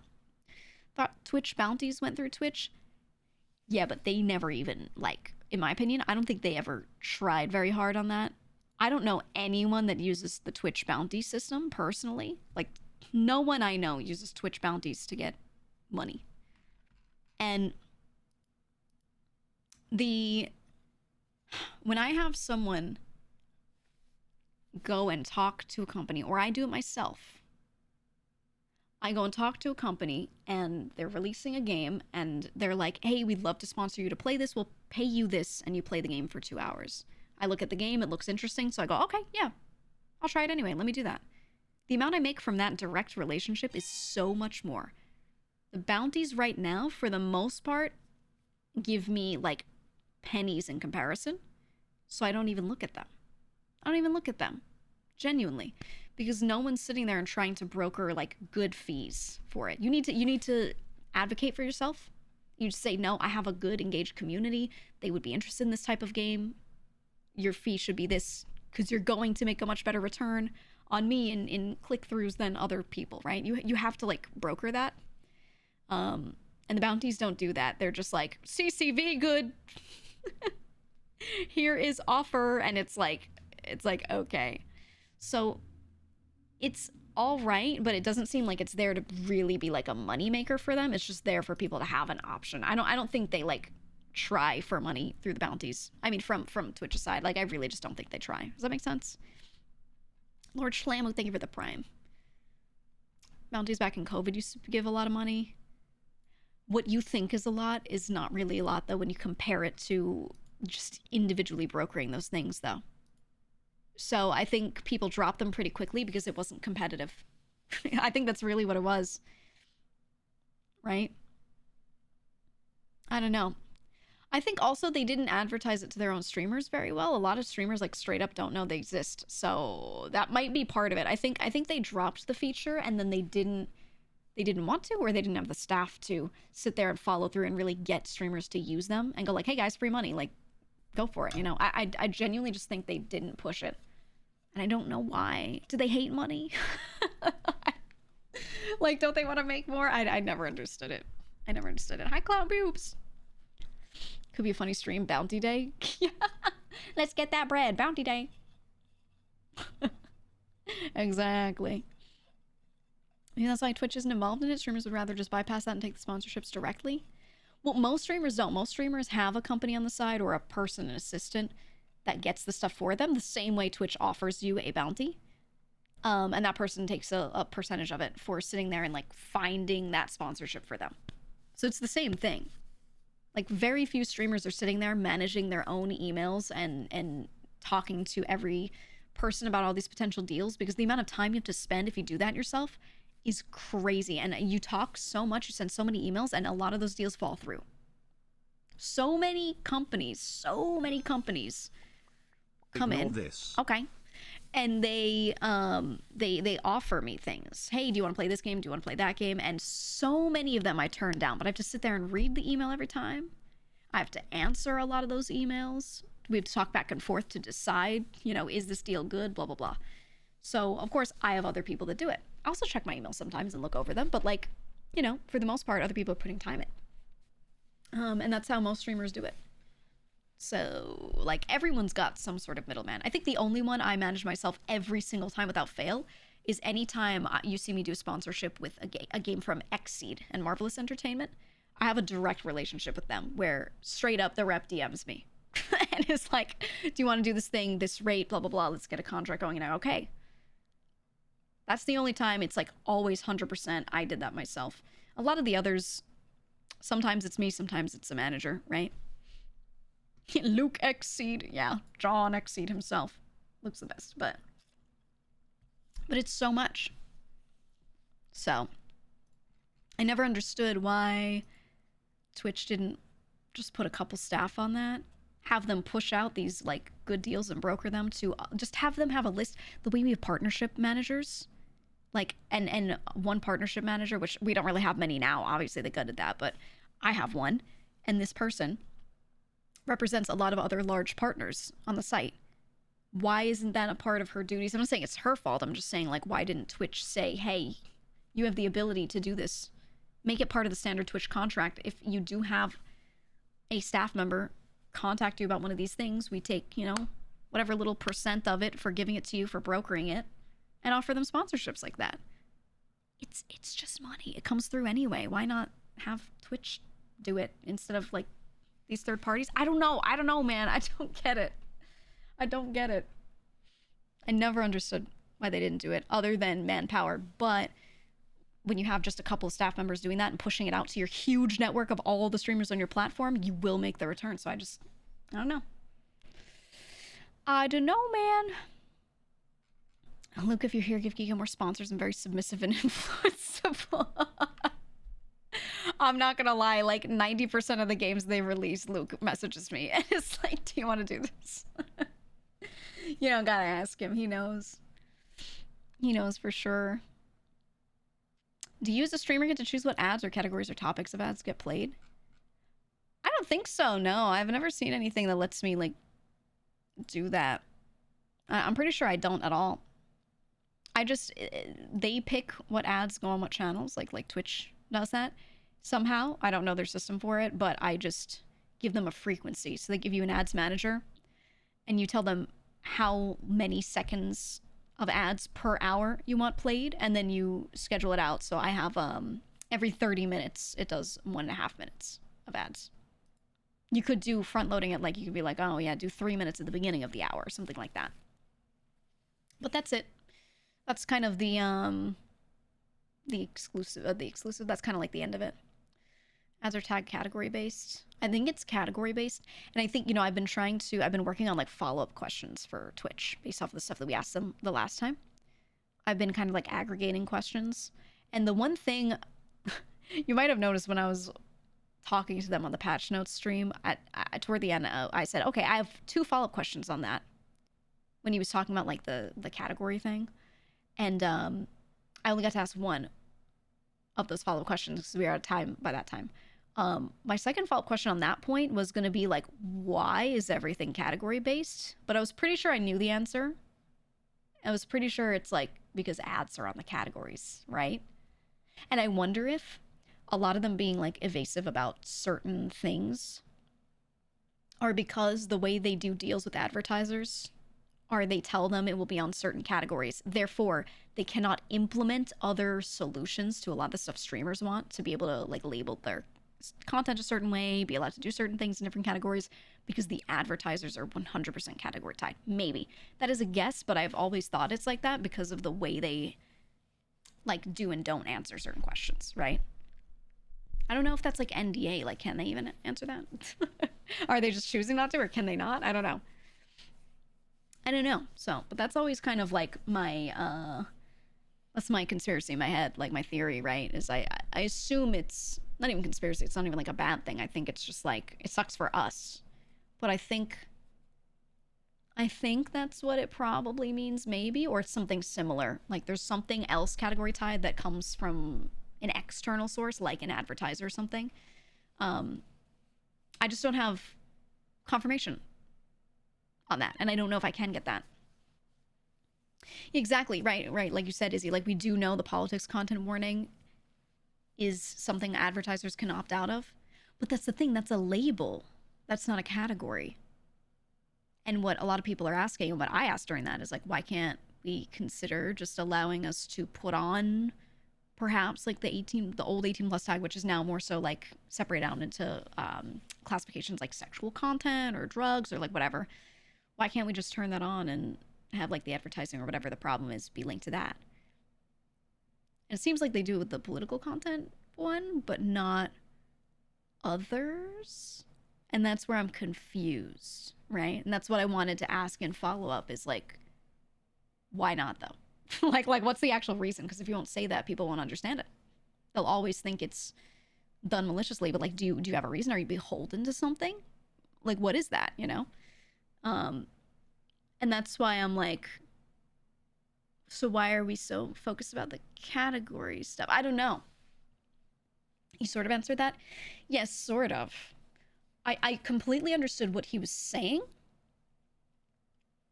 but he didn't explain why that is a problem completely, right? Like he gave the first half of what I was needing to hear to understand it, but there like second half was missing. And that's where the second follow-up question would have come in, but we were out of time. But that's the one thing I want to understand the most, because that changes what I complain about. Right? And how I complain about it, because it's different knowing if this is like a thing that they can't do because of like advertising, or if it's something else, or what, right? I don't know. It's very interesting to think about all that. Very interesting. Some advertisers just check all the content labels because they don't care. Yeah, I know. Well, that's the thing, is some really won't, so like shouldn't matter. It's technically against TOS if the wrong game listed when gaming, even if it's almost never enforced in practice. Yeah, I mean, realistically, the issues are always with enforcement and not the policies themselves, in most cases. Like very rarely is the issue really with what they're saying. And that's why I said, like, I understand what they're saying, but like, okay, when we see this done evenly, then I'll believe it. You know what I mean? like it's just a talk the talk and walk the walk kind of moment. Like the talk makes sense and I agree with it, but what about the walk? That's really what it is, for sure. But yeah, no, I feel like there's more to be said. But I've been compiling all the questions that people have still had, or like they've been like, yeah, this was answered, but not this, or this adds me to leads me to a new question. I've been aggregating all of that so that I can come back with that to them. So we'll see. If it is category based, I wonder if just chatting is more or less restrictive. I feel like, I wonder how it is for discoverability. I feel like changing just chatting to being broken down into some subcategories might be good for those restrictions and things. But I don't know. I don't know, because when you have more wide categories, discoverability for the creators is better. So I don't know. It helps smaller streamers. It helps smaller streamers when they specialize what they're doing, but the category is wider typically, because then it's more available viewers in that category, so they're able to get recommended to more people. So as much as I would like some things to maybe be broken down more, I feel like that in practice, like in theory, sounds really good, but in practice, it might hurt small streamers. I don't know. I don't know. It's very interesting. Very interesting. You're job hunting and unironically considering applying to Twitch. Ooh. I've heard all sorts of ranging opinions on what it's like working there. But Bite used to work there, but I know all sorts of a wide range of opinions for sure. VTubing instead of chatting or a game, what would that entail? Oh, like a VTubing category? I don't like that, personally. I think it's better as a tag or a label. Not a label, it should be just a tag. So Kick has that, actually. Kick has a category for VTubers. I think all that does is narrow you down and make it so you never have anyone who's not specifically a VTuber liker who will ever discover you. Like, it also doesn't say anything about what you're doing, because VTubing is a medium, but it's not a content type. It's not at all. Yeah, you could be a VTuber playing Minecraft. You could be a VTuber doing what I'm doing and chatting. We talked about like corpo shit today, right? Where someone else might be in chatting and they're like making fish noises and bouncing around the screen and they're doing like Teletubbies shit, you know? It could be anything. So it shouldn't have a category. And the other thing is, I think it harms your ability to ever be seen by anybody if you do that. Right? And you kind of like put yourself in this bubble of, I'm just a VTuber. That's it. And some people might want communities that are more niche, and they've got people that, you know, in their chat for the most part that are like VTuber purists and everything. And like, I only watch VTubers that will never show their face, just stuff like that. There's some people that'll prefer that, and there are other people that are like, I'm just using a model, but like I want to be more integrated with the generalized Twitch community. And, you know, you should be able to do that. In my opinion. In my opinion. Yeah, I'm VTubing right now, exactly. Exactly. I don't know. I just feel like you said you don't know anybody who kicked the VTuber category. I don't know. I mean, my only friends that stream there are GTA streamers, because Kick started offering deals to a bunch of them. Very interesting, actually.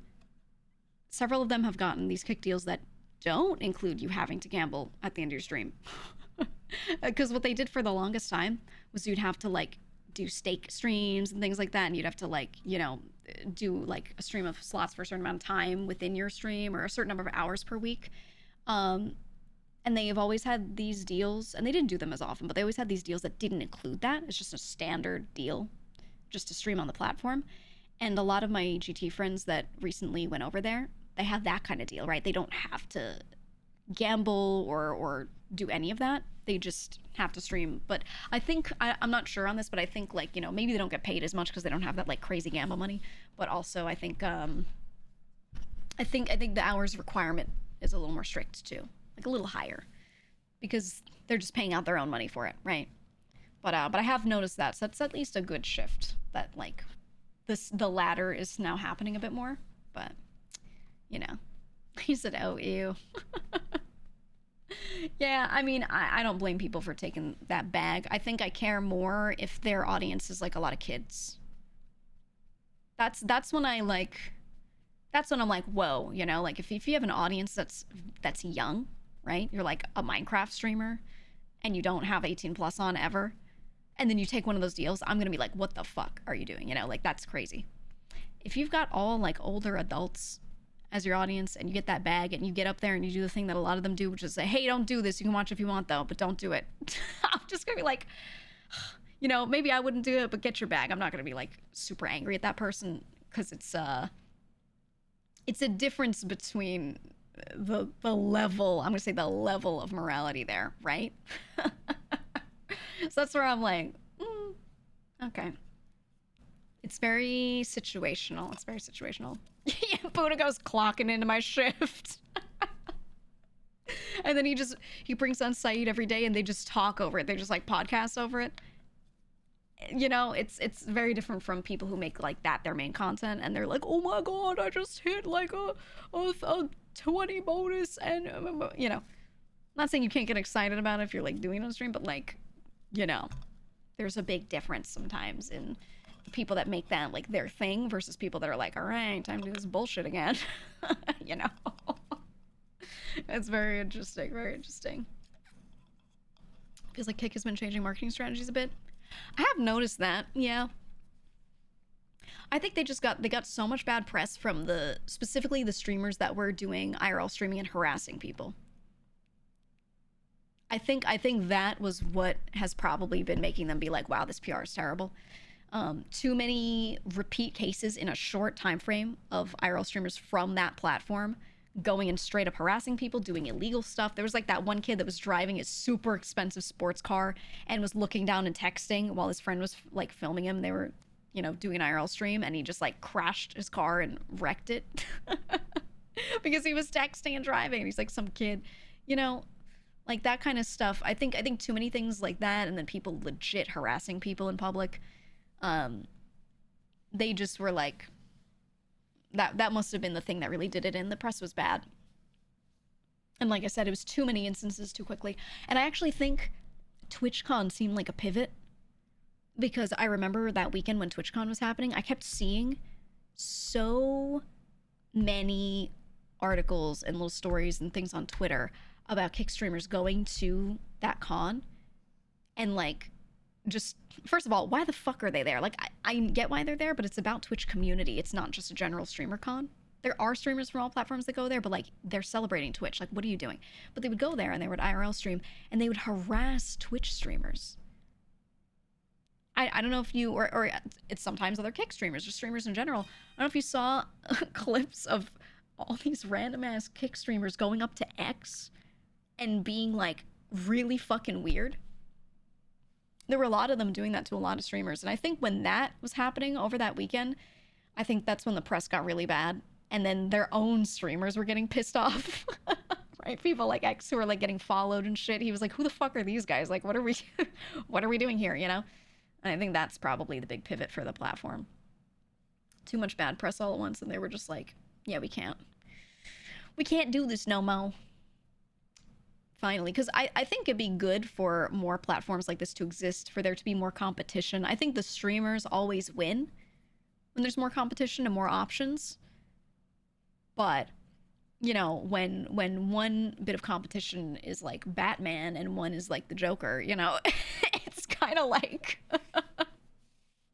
it's kind of a no-brainer. Like, one side makes you look like a bad guy to everyone else. Like, you know? It's rough. It's rough. So I would like if they do better and they become a valid competitor for a lot of people, because you know, yeah, that competition would be good. I think we'd have an easier time trying to get some changes pushed through that we want here if the other platforms tried and were any sort of actual threat. But they're not. They're really like not. But they're coming up, so I don't know. We'll see. We'll see. But yeah, I think Twitch dropping the exclusivity stuff in their contracts, like you said, Byte, I think that like solidified the platform. I think it'll take a lot for someone to be a competitor at that point. You think proper age gating is off the table for Twitch? Yeah, I don't. That's a lot of stuff that I still wanted to ask and follow up and didn't get the time to. I wanted to push more on like, why don't we do this? I think a great example of this working well is Pixiv. Okay, if you go to Pixiv, that site is filled with artists. There's a fuck ton of people drawing art and putting it on there. And a lot of it is 18 plus. A lot of it is like mature rated. And all you do is you toggle if you want to be able to see that stuff or not. And it lets you filter a lot of things. Boom. It's doable. But Pixiv is not sitting there and trying to put itself up there as a platform that is meant to be for people of all ages 13 plus. At the same time, Pixiv is not sitting there and having a fuck ton of advertisers place commercials on their content. So I understand there are other things at play there, but why can't we have something in the middle is really what I wonder. Right? Twitch does let users filter and or blur thumbnails based on CCLs now. Right, but you can blur or do that, but they don't let you... What streamers want is they want, very simply, for those labels to matter in filtering, in full-on filtering, and to allow them to have essentially a different set of rules or TOS for whether you are marked as 18 plus or not. That is what a lot of them are asking for. And by a lot of them, I mean like VTubers specifically are asking for that, and artists. You can filter them out entirely. Yes, but the TOS doesn't change. So I'm saying, what I'm saying is the UX is there, but then in implementation of it, it doesn't change anything for people that use it. All it does is make it so that you have fewer people discovering you. That's what it means for the streamer, right? For if we're considering ourselves the end user here, right, of this situation, that's what it means for us. So the streamers are confused by that, right? They're like, what? So why can't I have that affect anything though? Why can't my rules change? And they offered 2 ways to do it, and they were like, hey, either VR chat or hot tubs, wink. All right, wink, wink. And it feels like it's in a limbo state where like we saw the UX change happen, but then the implementation has not allowed for the things that people were asking for. So they feel like they're being appeased and not given a solution, right? Now, Mary said something really interesting in that they do have like a lot more coming on some of these fronts, one of them specifically being like VTuber outfit stuff and using our club for that, but like some other things. So I want to know what that is, but I couldn't say it, but I want to know what that is. And I think them releasing some of the bits step by step, doing it a bit step by step the way they have done it so far, has been something that looks more like a series of band-aids than a plan towards something bigger. And I think what they need to do is just release a goddamn roadmap. Right? Release a fucking roadmap to let people know certain things that will allow you to do XYZ are on the horizon, and we're on step 3 of 10. Or even if they don't explicitly state what it is, you know. Yeah, they did it on 2023, still waiting on emails and titles. Exactly. I think they need an updated one, and they need to include this stuff. And they need to actually advertise that to their people, but I don't know. I think they don't want any explicit 18 plus content. Yeah, I mean, not explicit. So that's the thing, too. Like, if they don't want any of it, they need to say that. They haven't given enough hard no's when asked certain questions, in my opinion. Right? They like tried to allow the art thing, and that didn't work too well. It's clear that they're like trying to play around with it. They're not giving a clear no. And I don't know that they have decided yes or no. I think they're just still trying to implement little things to see if it works. Like, can they find a way to make it work? I don't know. That's how it feels. I think people want like a clear yes or no. I just don't know that they can give that. Right? We're in this weird stasis. But also, I don't know. I feel like with the way advertising is going right now, if they say clear yes, we intend to let you guys do this kind of content on here, we're just trying to find the right ways, I think They're afraid of saying that because advertisers might be like, ooh, and pull out. I don't know. That's stuff that like I'm not privy to, but I'm curious about. I don't know, man. They've learned they need engineering solutions in place to support policy changes, but resourcing the engineering takes longer. Yeah, I can tell. Like, it looks like they're very disconnected in the stuff that they're saying, like, makes sense, but then they take, like, 10 years to implement it. So I think they shouldn't say it until it's done, or say it and give people an idea and be like, this is going to take this long, though, right? Thank you for the rage, Shippy. We're talking about Twitch. He said, Bungie got away with half-assing a live service game for 12 plus years by doing weekly blog posts, and they had solid info in every blog post. I think that's what they're trying to do with the patch notes, but I don't think it's working in that way. I think it's working well with some things for like verbalizing an update, but yeah, I think the written stuff is much better. People, when you do it in verbally, like people tangentialize really hard and it gets a little, I don't know. Or just being like artistic nudity for everyone and then forgetting to add filters before doing it. Yeah, I don't think, okay, remember the art category moment a while back, guys, on Twitch, where they were like, hey, you can draw nude bodies now. Just, you know, keep it tasteful, keep it for the purpose of the art. Don't make it a sexual thing. Like, it shouldn't be for gratification. They just allowed it. And they didn't, like you're saying, they didn't add anything in beforehand. Did they even say keep it tasteful? They kind of did, yeah. They were like, we're going to allow it within these guidelines. And the guidelines were, okay, but all they had to do was also have the 18 plus tag mean something and have you be able to filter that out and tell people, hey, if you're going to do like the nudity thing, that has to have that tag on. If they did both of those in tandem and they did that at the same time, I think they would have had a lot less issue.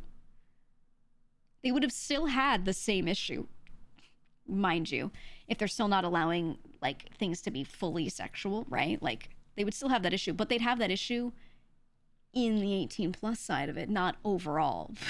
But the problem is that it was completely like the whole art category, you know? And I was looking at that and I was like, why did it get implemented like that? Like, why didn't we have like a button for this or something? And then you could slap people on the wrist for not marking their stuff correctly and also having stuff that's beyond the rules, not just like, I don't know. I don't know, man. It was crazy. I do agree with what they said, though, that like people will take it and run with it, though, at the same time. Because, like, you know, when they gave the outfit stuff, the first set of outfit guidelines, and they were like, hey, verbally or written, they said you can show this, you can't show this, you can show this, you can't show this.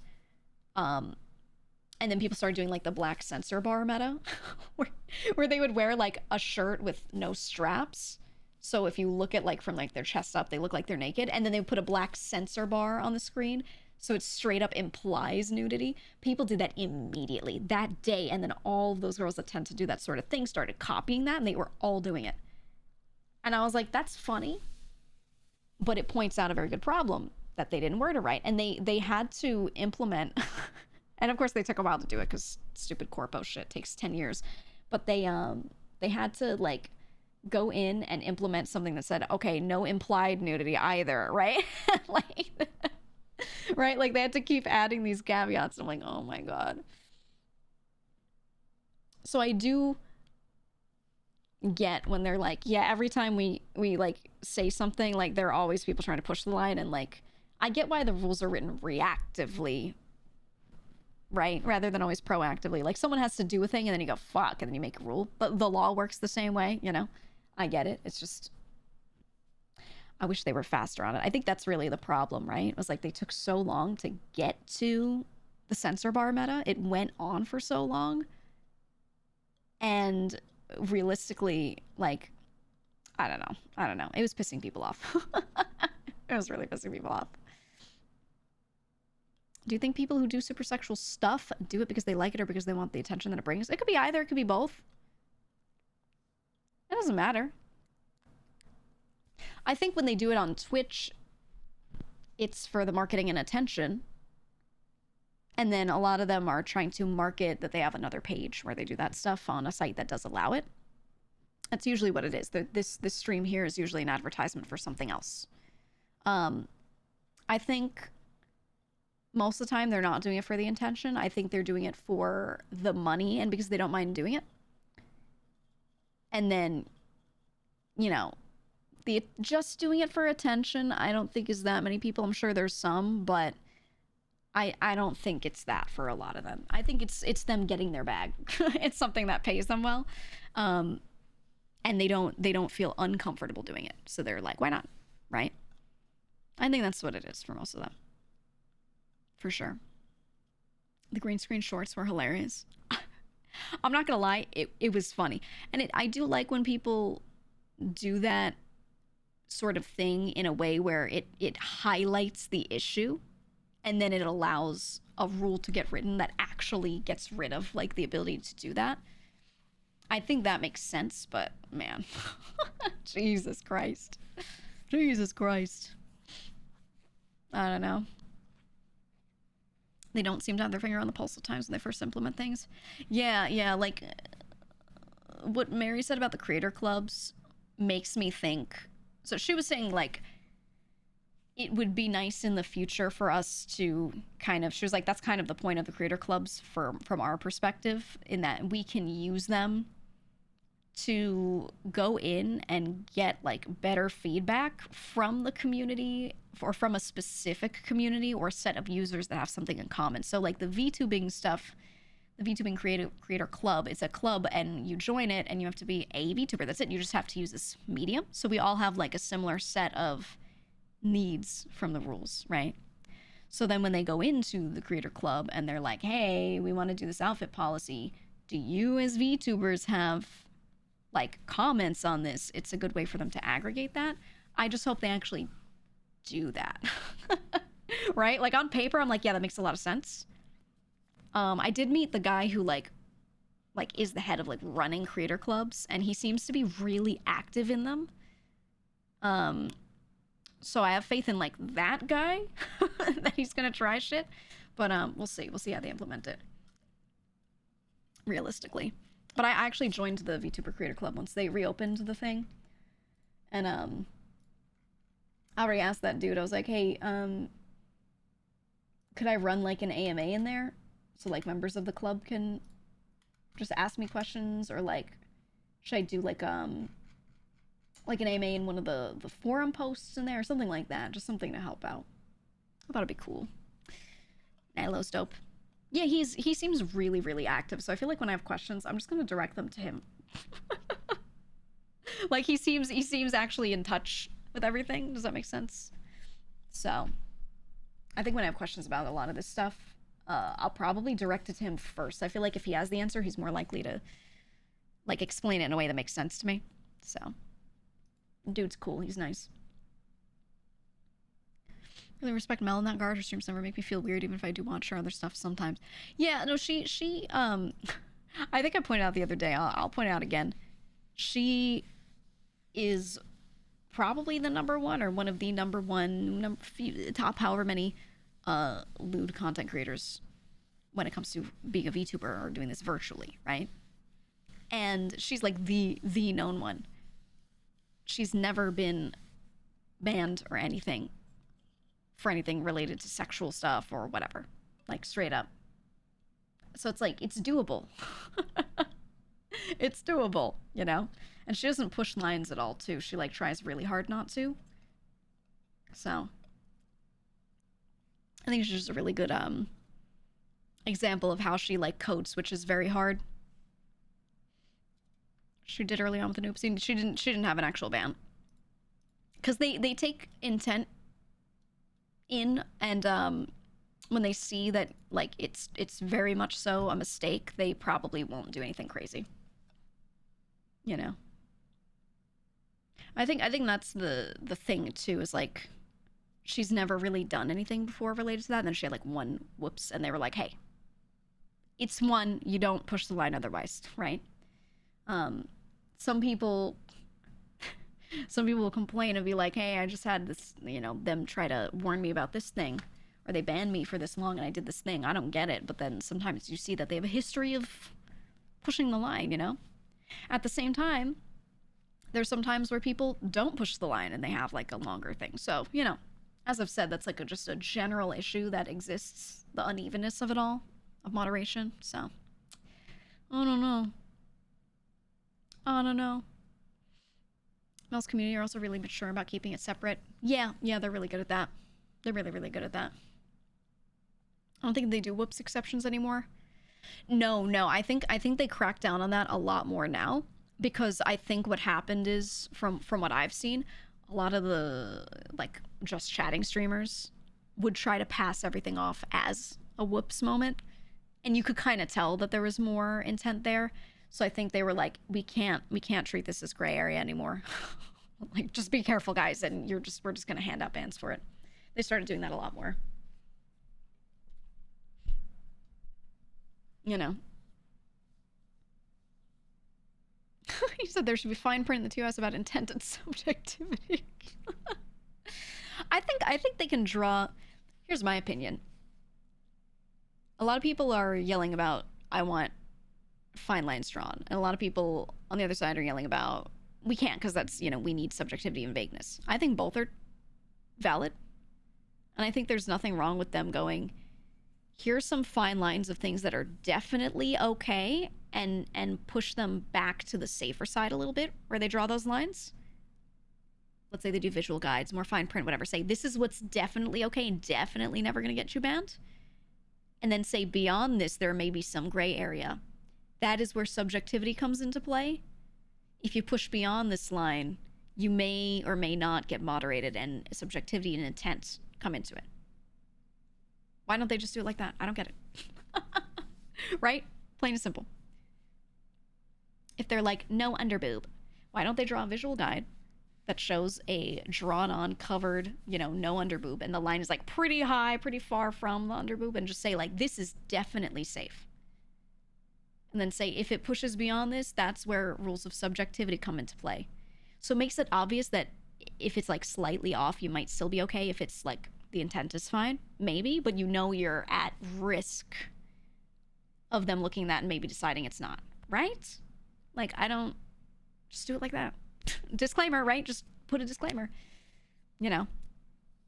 Clancy did say maybe they make a guideline, but only show it to the creator club. Yeah, more like, not quite like that. I think he said it more like, let the creator club kind of help each other out on saying, hey, we're all certain that you can definitely do this. Like, have that be your sounding board to show people something and be like, guys, is this okay?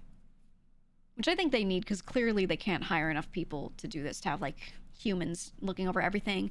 Clearly they're not going to be able to train all those people to hand out all this stuff exactly the same, all these bans or whatever. So I think it's much better to let people talk to each other about it in the creator clubs beforehand, at least so people can hear others recommend why it may or may not be good, right? Like, I think you've gotta. You've gotta, so I don't know. You never understood the underboob issue? Because it's clearly 9 times out of 10 gonna be for sexual intent. Because, like, if you, a woman, are sitting there with a shirt on and you have huge boobs, and that's just how you are, that's just how your body is, and your shirts always look low cut because your boobs are just stretching the front of your shirt out, okay? That's just because of how your body is shaped. You don't have to wear a turtleneck every day. They're not going to be like, you can't show cleavage, blah, blah, blah, right? But if you're showing underboob, like, what the fuck are you doing?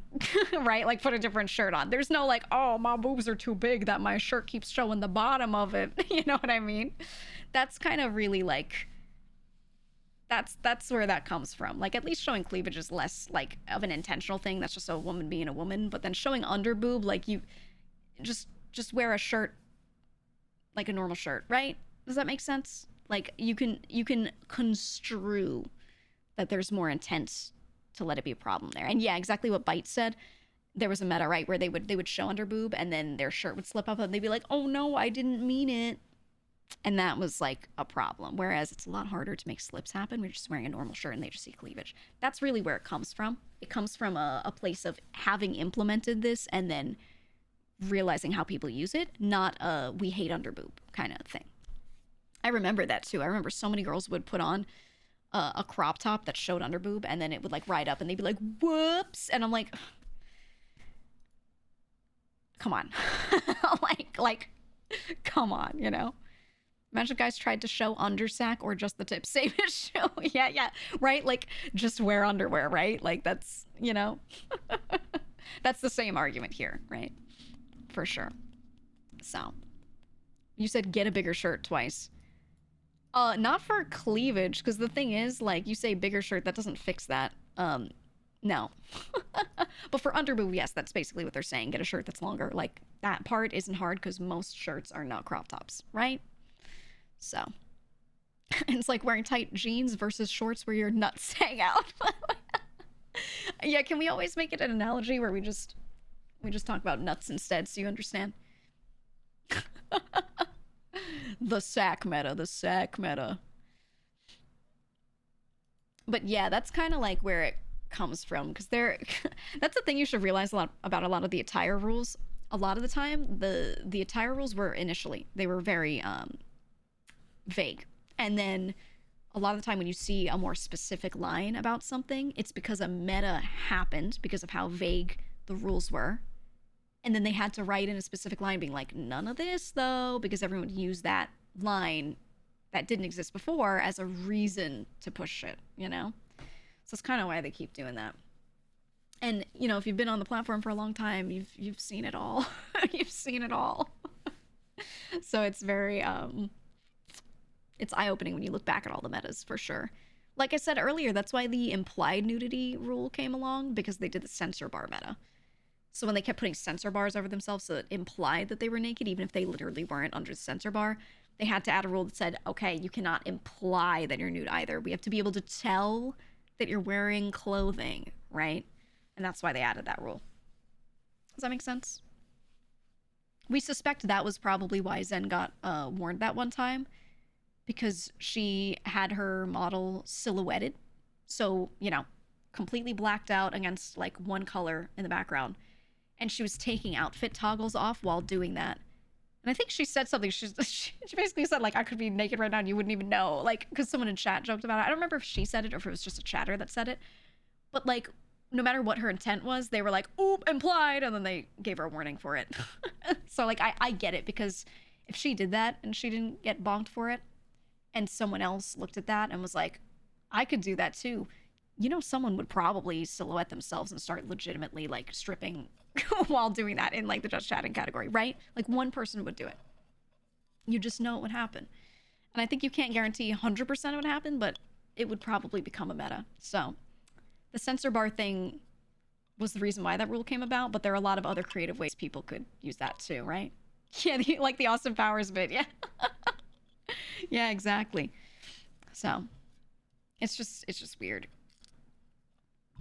How do you get sideball, a version killer sweater for your groin? Yeah, like a little sack koozie that like shows the side.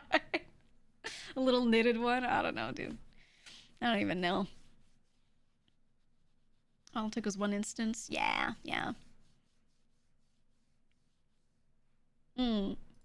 You said on one side you have people pushing the meta and Twitch playing cat and mouse, and then on the other side you have people asking for consistency because Twitch has historically been inconsistent.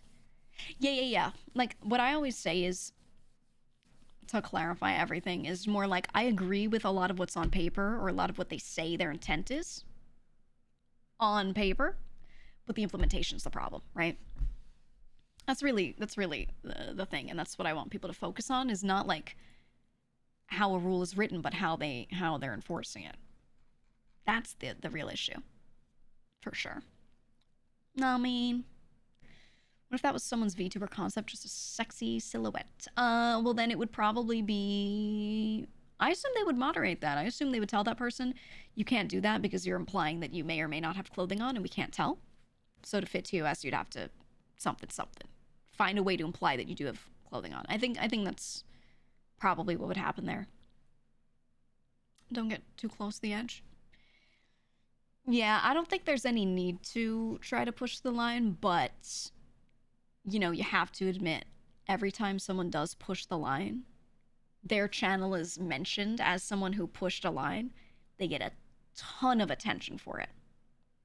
A ton of attention for it. So I think because you get a lot of follows from that and a lot of, resulting money from that, I think that's why no matter what happens, you can always assume that people are going to start pushing lines wherever they see them. Because there are going to be plenty of people that are well-meaning, and then there's going to be a handful that will always be like, I could get an article written about me if I just do this, and they do the craziest thing they can think of. And that's, I think that's the way it is. You don't know if those followers are generally good followers, so to speak. Yeah, but I don't think those people care about the quality of a follower, whether it's a good follower or not. Those people want money, and that is it. And they're more of like I'll deal with it later. Like if that follower is like bad and they're weird in my chat, I'll ban them later, but I want them to click the button, right? Like that's the mindset of those people, and it's what can you do? Right? They're always going to be there. In the creator space, you're always going to have people like that, and you just have to deal with it, for sure. Wanting vagueness in the rules to allow for discretion makes it frustrating when people constantly hit with the book but not really explain why. Yeah, they've taken some steps to be better on that I like. I think they need obviously more steps, but I do like that they added, when people were complaining about like, hey, I keep getting hit with this thing or that thing, but there's no explanation. Like, I don't understand why. I get told by a staff, like, I cannot tell you why. They started implementing some stuff that's good. So the first one is like, first of all, they tell you which rule you broke or like the category it's under. They tell you what category it was. So they were like, hey, sexual themes, you were banned for implied nudity, right? Or warned for this. And then now what they do is they also add a clip or like a timestamp of a stream of the infraction. So now you can go back and look and see like at what point did this happen. I don't know that that's always going to be accessible to everybody. Like I think if they just like nuke your channel, I don't know if you can always see that. I think they'd send the clip. I'm not like, I don't know. And it seems like they usually send that to people, and occasionally people haven't gotten that. So there's some cases where people are like, I don't get it, or sometimes it's hard to explain it in a clip. Sometimes it's like something else. They can ban you for off-platform behavior, so for things like that too, like, it's not even going to be there. But I don't know. So steps have been taken, but like I feel like we're halfway there with that stuff. Not fully. Do users leave the following list if they're permabanned? No, I think everything's archived. I think it's just a deactivation, because some people have been permabanned and then for whatever reasoning it's later been reviewed and appealed and they've been brought back, and it looks like it's just restored as was. So I don't think they actually do that. I don't think they will. But what they have done before that's really fucked up is sometimes they've banned people for like 30 days. And if you have subscribers, and those subscribers, their billing cycle would have hit during that ban phase, their sub falls off. So there are people where all of their subscribers basically they lose because they're banned for that amount of time. And then they come back and they have to like get people to redo it. And a lot of people just forget. A lot of people just don't realize. They don't watch every stream. So it actually fucks that person over. That's the one where I'm like, oof. Oof. That gets a little crazy. And that's something I feel like, I think a default long ban maybe shouldn't always hit the 30 days. I think it should be like a 25 or something with that. I don't know. It feels like very... If you want to ban someone for long enough that billing cycle would get hit, I feel like that should be something that automatically just has to go to a heavier review process. I feel like I believe and trust that you cannot do that for everyone at scale. You cannot review everyone's ban with a human every time. But when it's going to be a long one like that, or even like not even as long as that, but still long, I feel like that should automatically go into a queue for review. And the longest ones proposed should be reviewed by multiple staff. I think. I get that they can't do that with everything, but at least the long ones where it fucks someone's income like that, or the permabans as well, anything that's just like an indefinite.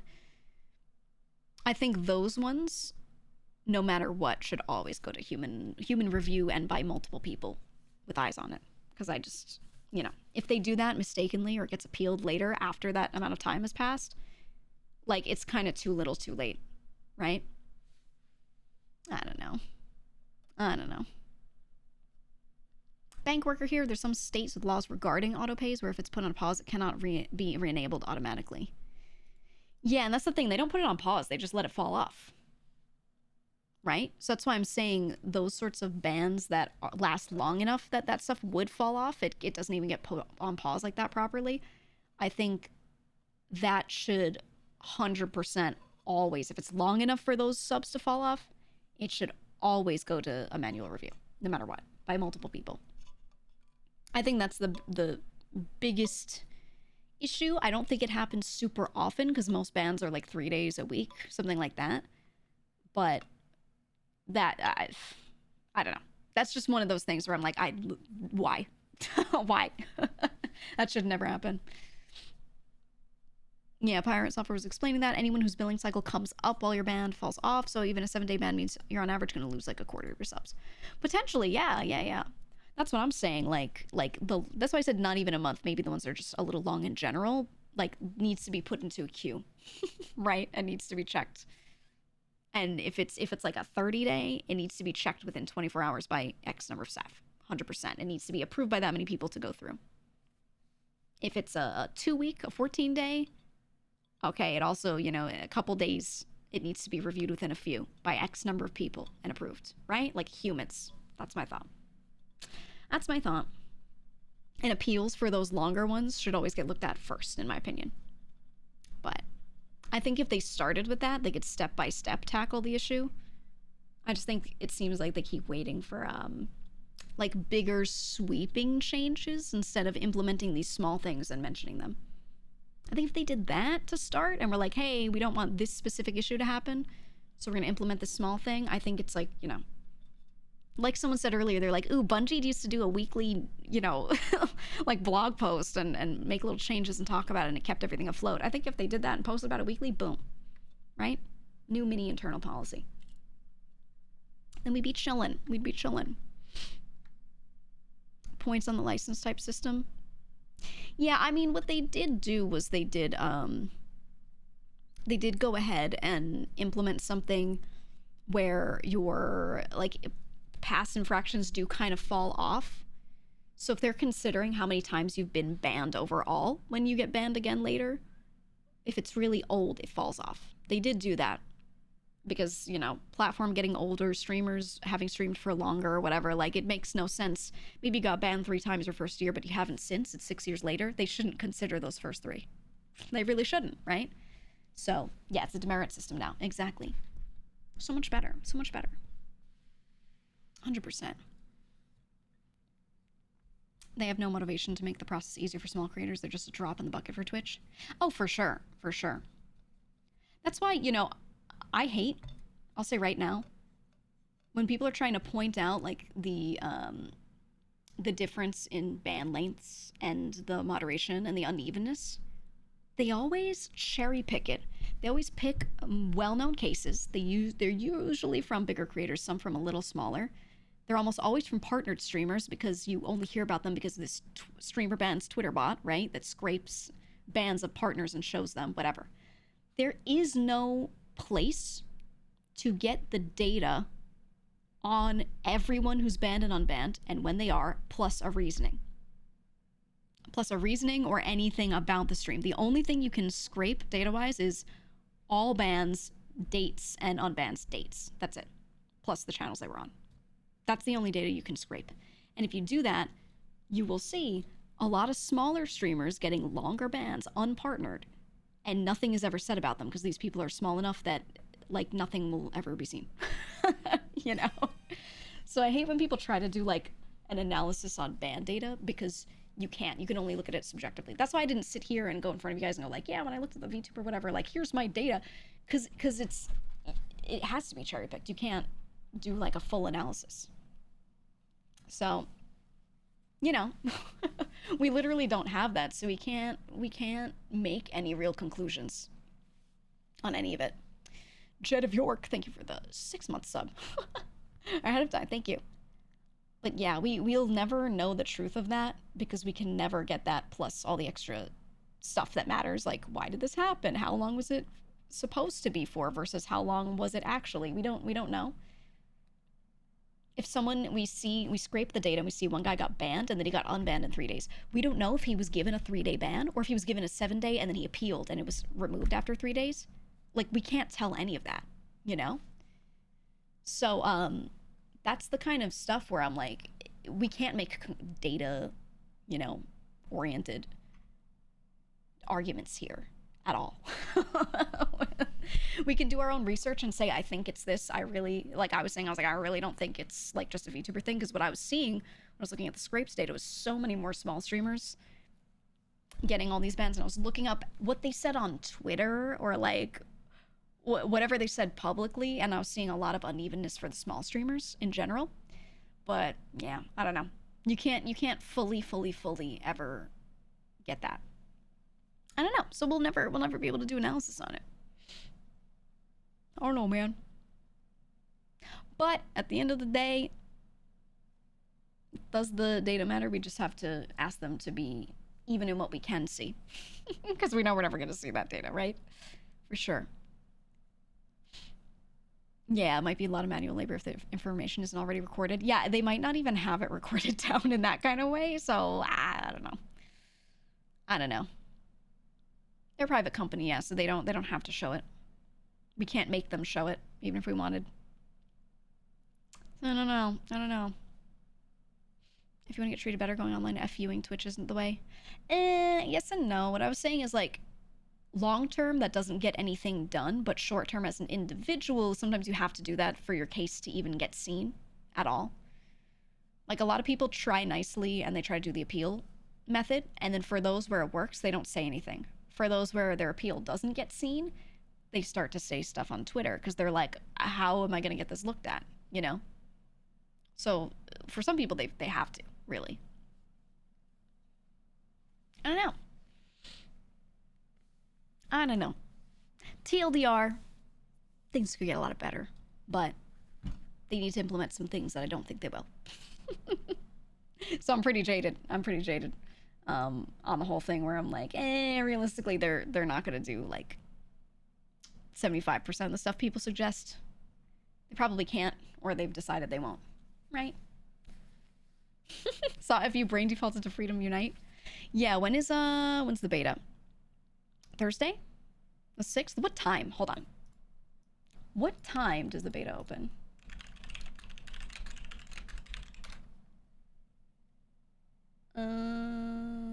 Beta 2 test announcement. No, that's the video. Start and end times. Hold on. February 6th, 10 p.m. Eastern. Oh, it's late that night. Okay. I thought it'd be earlier. Why isn't it now?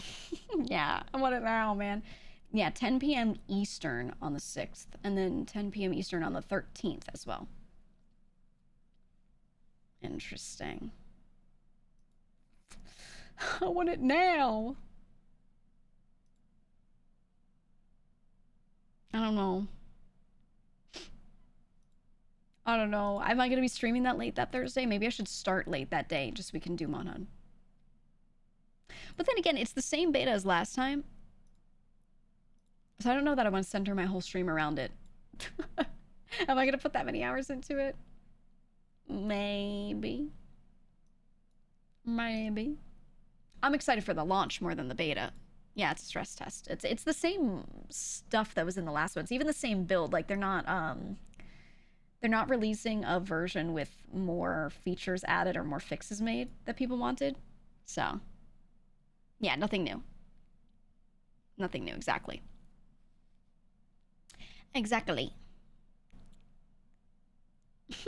Please come home, yeah. Monster Hunter, please. I've been waiting. I even was, like, playing World so much last year. I was just dragging friends through it that were getting into it. Kind of hype them up for Wilds. So, I don't know. I think it is a server stress test. I think so. That's my guess. Especially if they're doing the same build. It's gotta be, right? It does have gypstros this time. Yeah. That's really, like, they added fights, but they're not changing anything to the way the combat feels.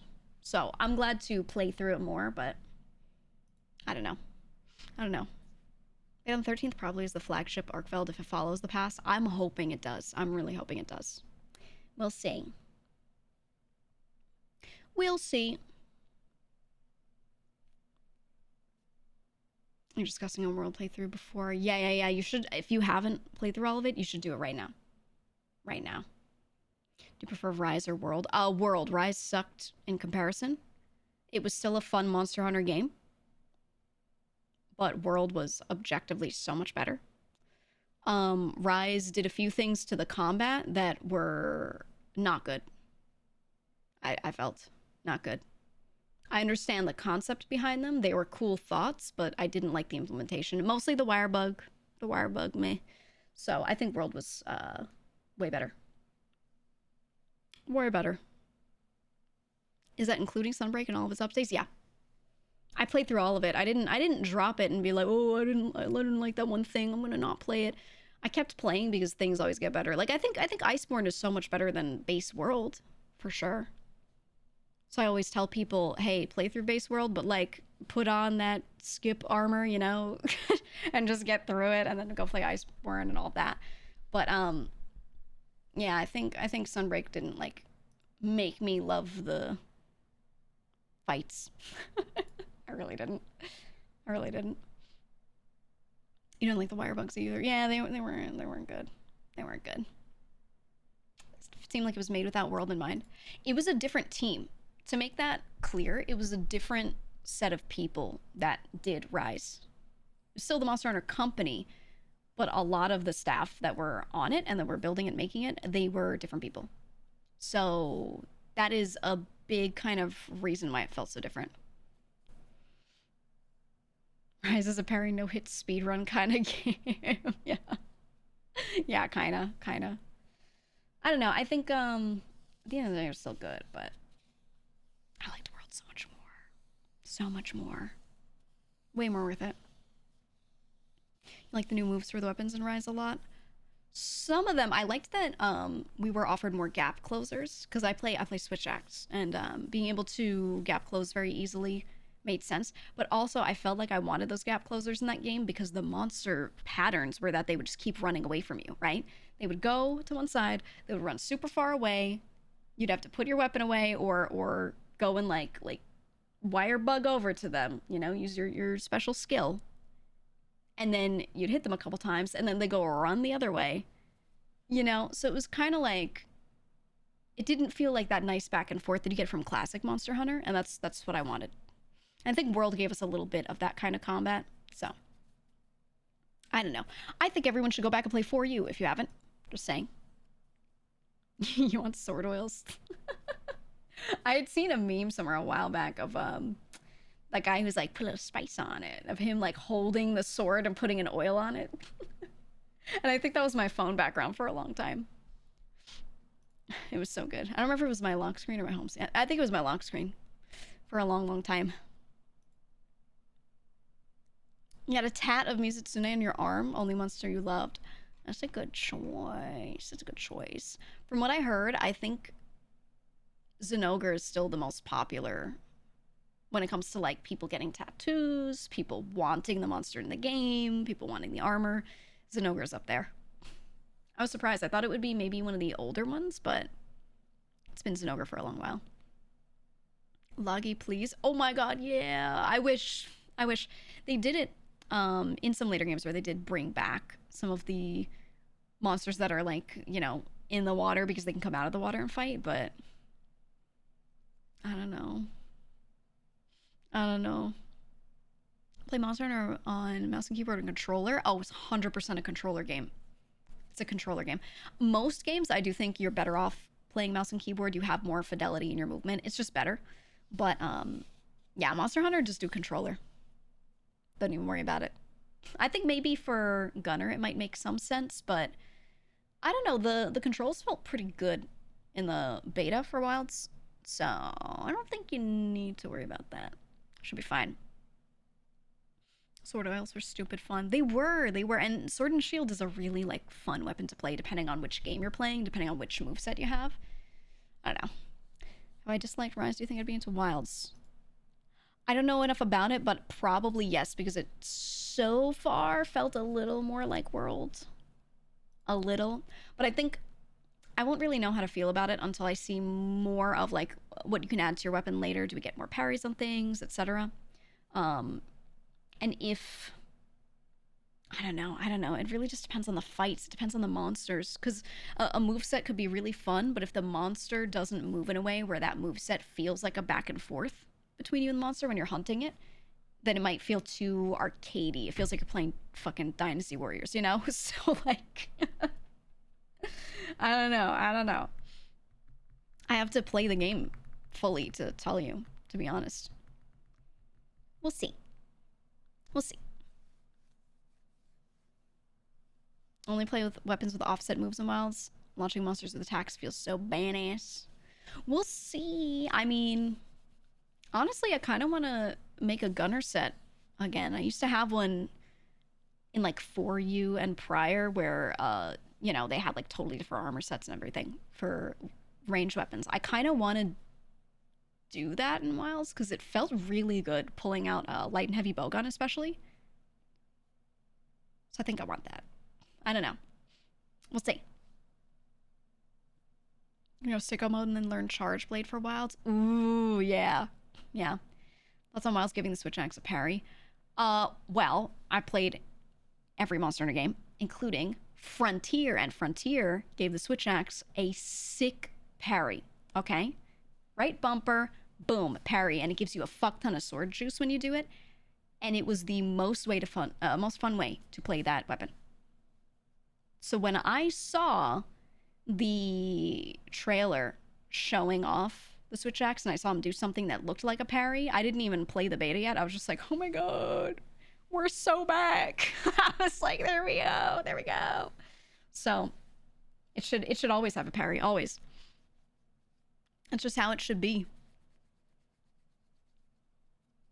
Showed a full hunt of the giant octopus. Holy damn, so well animated. Yeah, the fights look cool so far. Yeah. I wish sights weren't just funny long blades. Yeah, they'd have to make it a whole different weapon. No, I think it works well as a longsword because it's edgy, you know? It's like the edgy, I studied the blade weapon. Sides are not a weapon, so no more sides. True. They're for farming. They're for farming only. I don't know. Longsword is fun. It's just so... It's an easier weapon. A lot of people get recommended to start out with it because it is easier, but when you play a lot, I like something that's a bit more involved. So I've always had a longsword set on the side just for when I'm fighting certain monsters and I like need a certain amount of reach or whatever, but in general, nah. You want a fist class? Nah, I don't think the range would make sense. You need range. Even if you're using dual blades, there's some amount of range with that weapon. They'd have to like they'd have to make you punch and the hitbox is so far in front of where your arm actually is, it would look weird. A Monster Hunter game would you recommend to someone who's never touched the games? Honestly, I would play Generations because it gives you a lot of the old villages and old monsters and all of that. I think it does a really good job of kind of introducing you to the entire world of Monster Hunter. I think picking up Generations would be really good. A lot of people saying World, that's good too. I like the older games more. I think the combat is just a little better in 4U and Generations. Things around that time. Yeah, Try is really great. I think it gives you a better feeling of the series. World overall is great because it still has a player base, and it probably still will even when Wilds is out. Like there will be some people in there, but yeah, World is a departure from how the main series always felt. So that's why I would always say For You or Generations to someone trying to get into it. Because it's good for you to go in there and understand like what Monster Hunter had been for a long time. And then after that, you know, then you hit up World to see like where it's kind of been going. Yeah. Try not to bully Henya about her longsword play if you guys team up. I could do whatever I want. And you can't stop me. Generations Ultimate has all the base generations and the new stuff. Yeah. Just get the Ultimate version, but yeah. Frontier Tonfas, which is super ultra flashy high flying martial arts. I kind of did. I actually really liked Magnet Spike. There were some really interesting weapons, but I don't think they'll ever bring them back from Frontier, the specific ones. I don't think they will. Please don't bully your friend who's a grown-ass adult woman. Oh no. Whatever shall I do? Oh no. Biggest issue with 4U is it's on 3DS. Yeah, but 3DSs are like indestructible, so if you had one, it probably still works. Just use it, man. Just use it. But yeah, no, Generations Ultimate is a solid one, I would say. Is there a weapon you would like them to add in the future? No, keep improving the ones that we have. That's actually how I feel. I think maybe one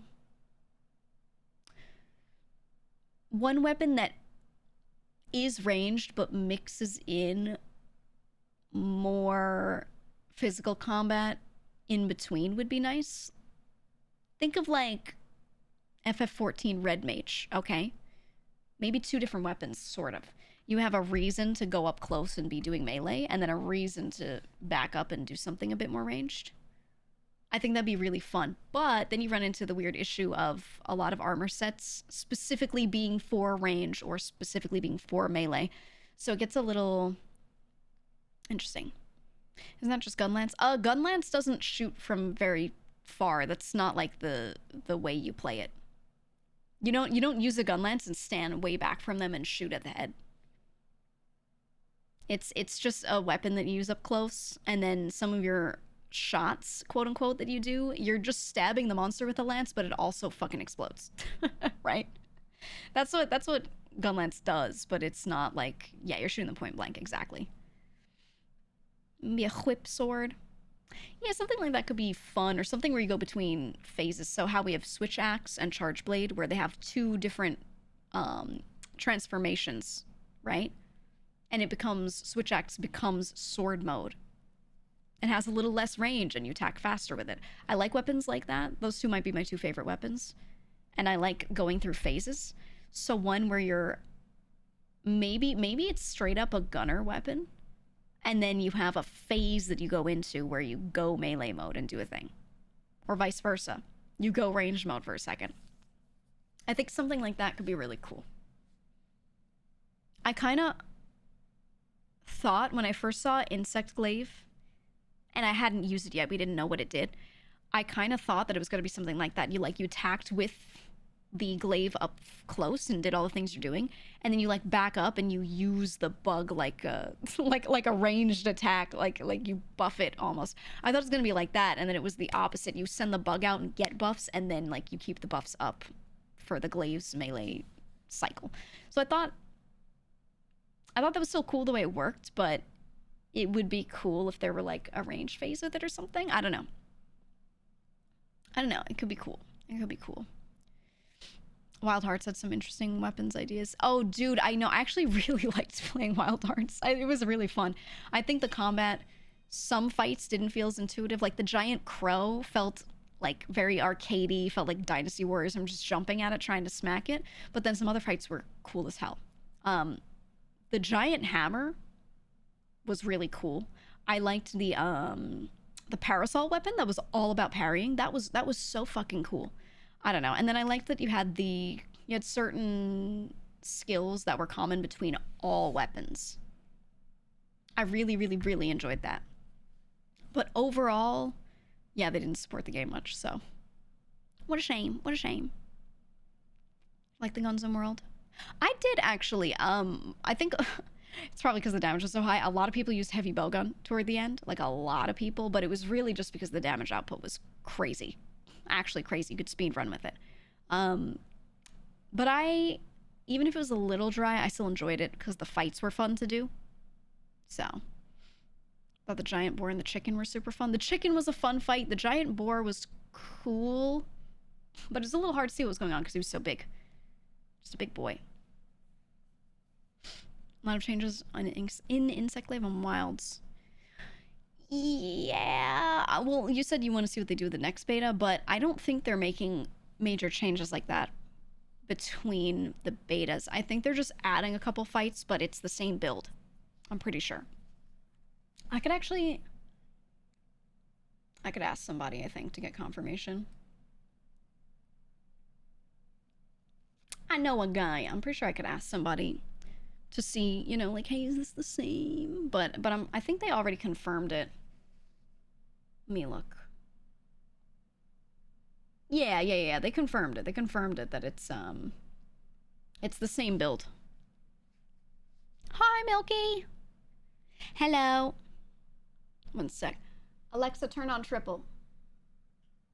Ooh, my eyeballs. There we go. The full changes apply only to release game? Yeah. Seems to be the intent.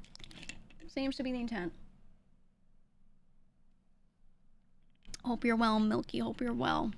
I'm gonna need to refill my water quick. I think I'll do like a 2-minute break. I'll refill my water. We'll do offerings to play a game. It's Sunday, so I felt like just sitting here and talking for forever. But yeah, we should do that.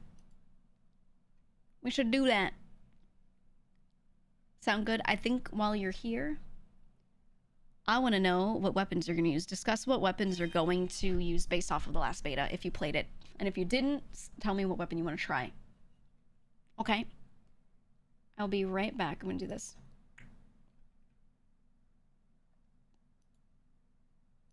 I'm going to do that. I'll be right back. Getting water. I'm also going to feed my cat's a snack. All right, BRB.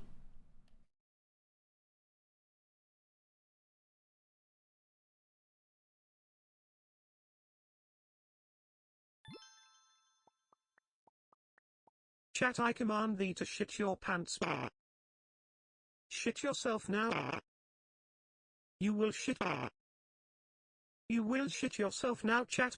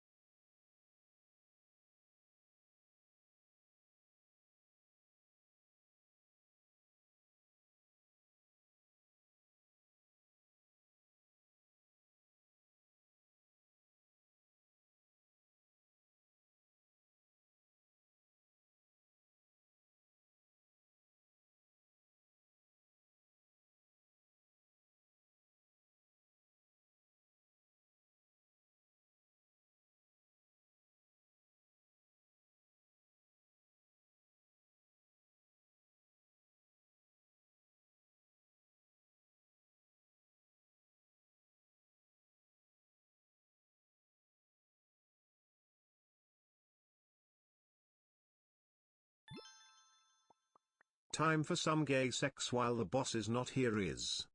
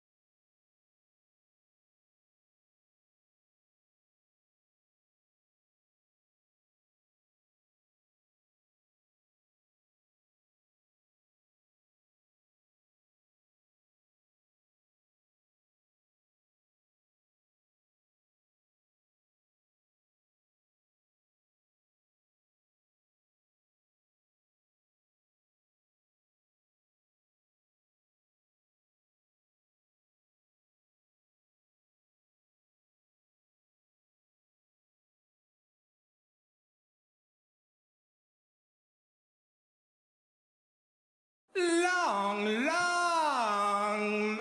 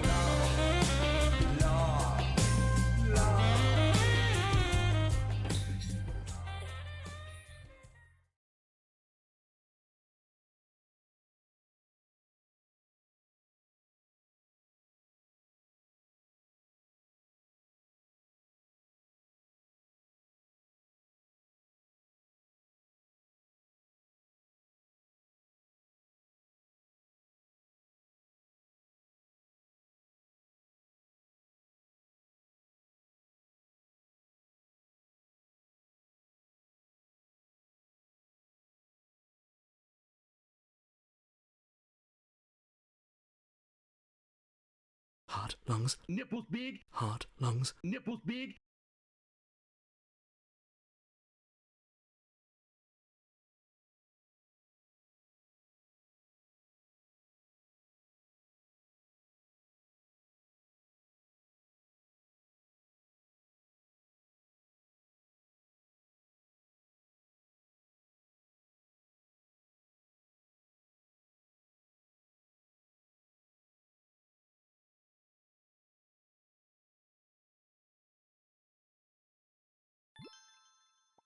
Hey chat. I just wanted to say I'm looking forward to playing Monster Hunter. Transmission hijacked. What? What are you saying? What? Did someone play Long Long Man?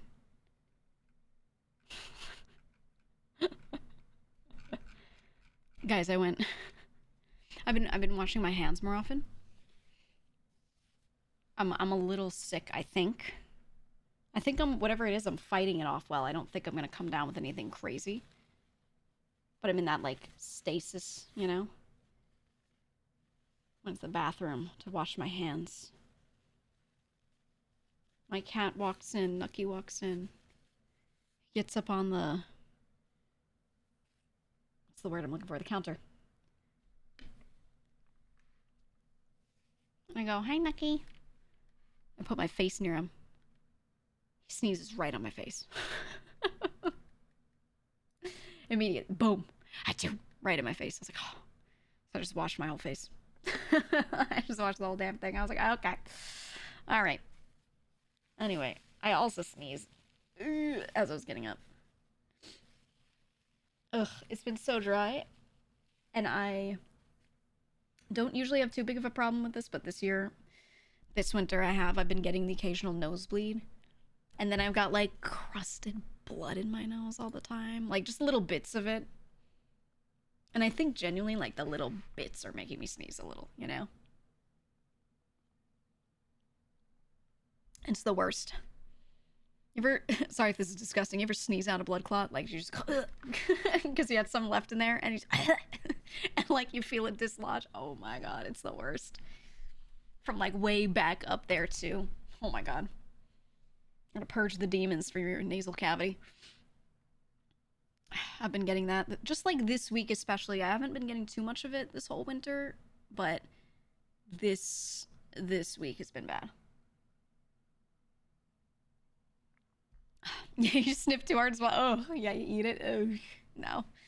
I expel them. You ever cough one out? Unfortunately, yeah, but for the most part, I've just been sneezing them out. No, the feeling gives you slight cold symptoms too. Yeah, because you get inflamed. So I can't tell if I'm, like, I want to say I'm not really coming down with something. Oh, we have a hype train. Thank you. I don't think I'm coming down with something as much as I'm just, like, inflamed from the dryness and the nosebleeds, right? I think that's what it is. Because I don't feel other symptoms. And I keep thinking, like, wow, I think I'm a little feverish. I'm really warm. It's just hot in this room. It's just hot in here, okay? And I have my cat in here, and he's sitting on me, and I'm getting really warm from him. And then I have my computer on, and it's streaming, so it's getting extra warm. And I have the door like cracked, like a little closed because I'm streaming, so it's getting extra hot, you know. So I just open the door. I open the damn door.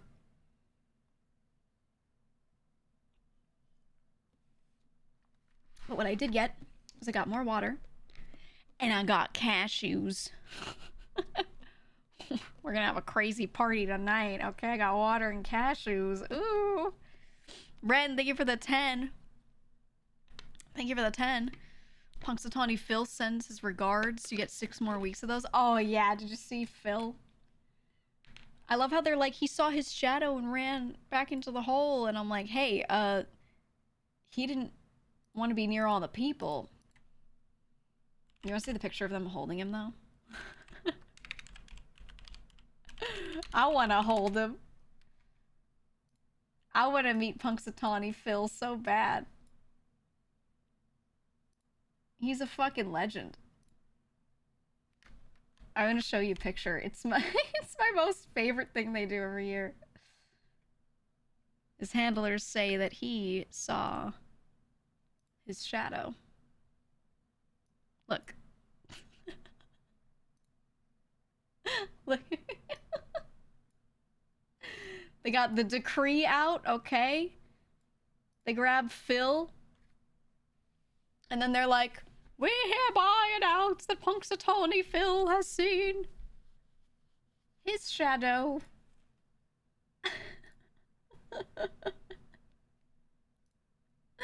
I love Phil. I want to meet Phil. The immortal groundhog. Oh, he's so cute. You want to see a little close-up of him? I like his face.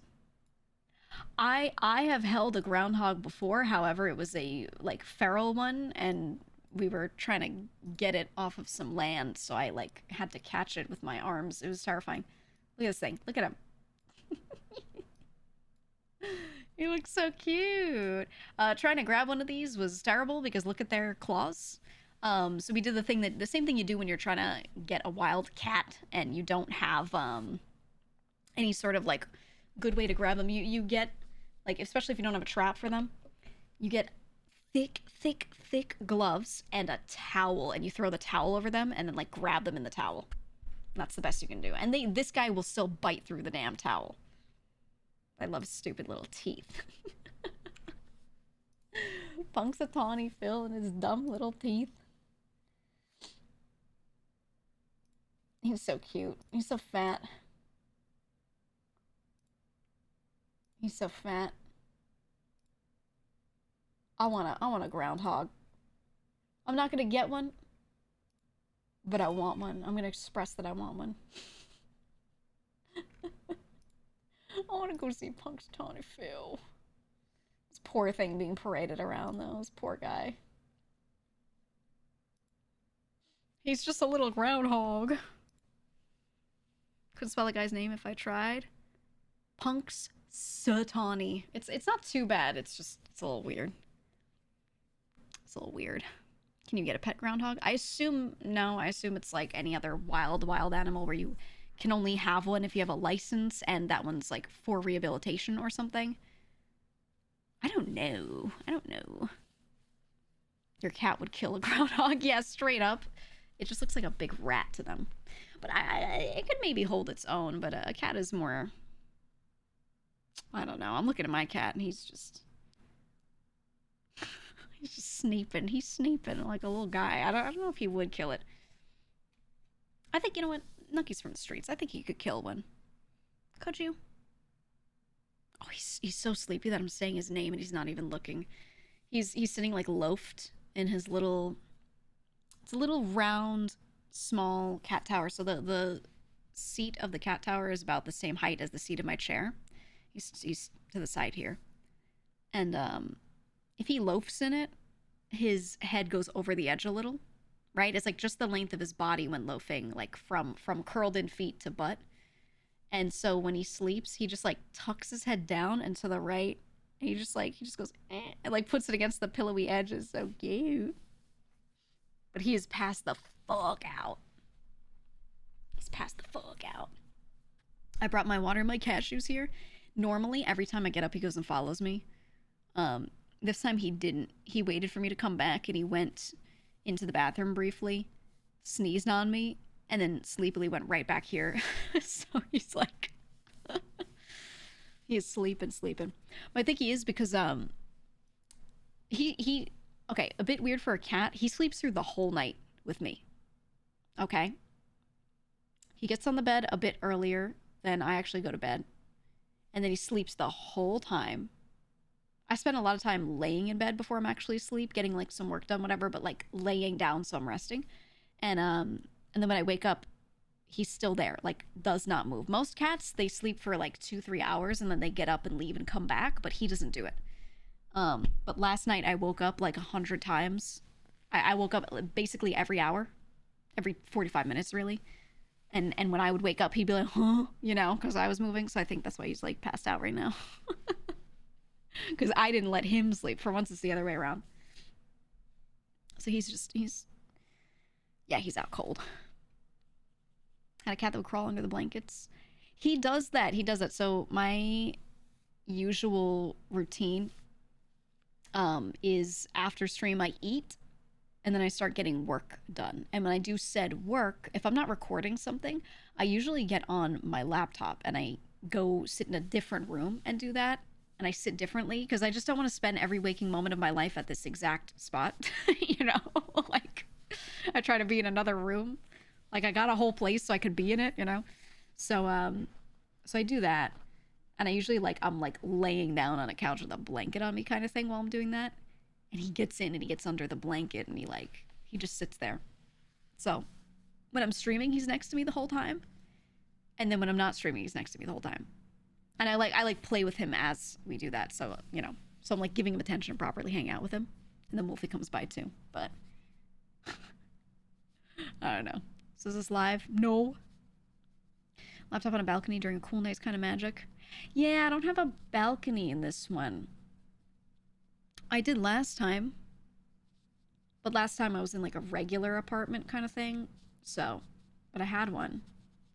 But I didn't actually like spend a lot of time on it sitting there. I just had like one little tiny plant. It wasn't a real balcony, right? It wasn't one that you could like stand out on, but it had a tiny little lip, tiny little edge. So I was able to put like a plant or two, but it wasn't really much. So, but I don't have a balcony here.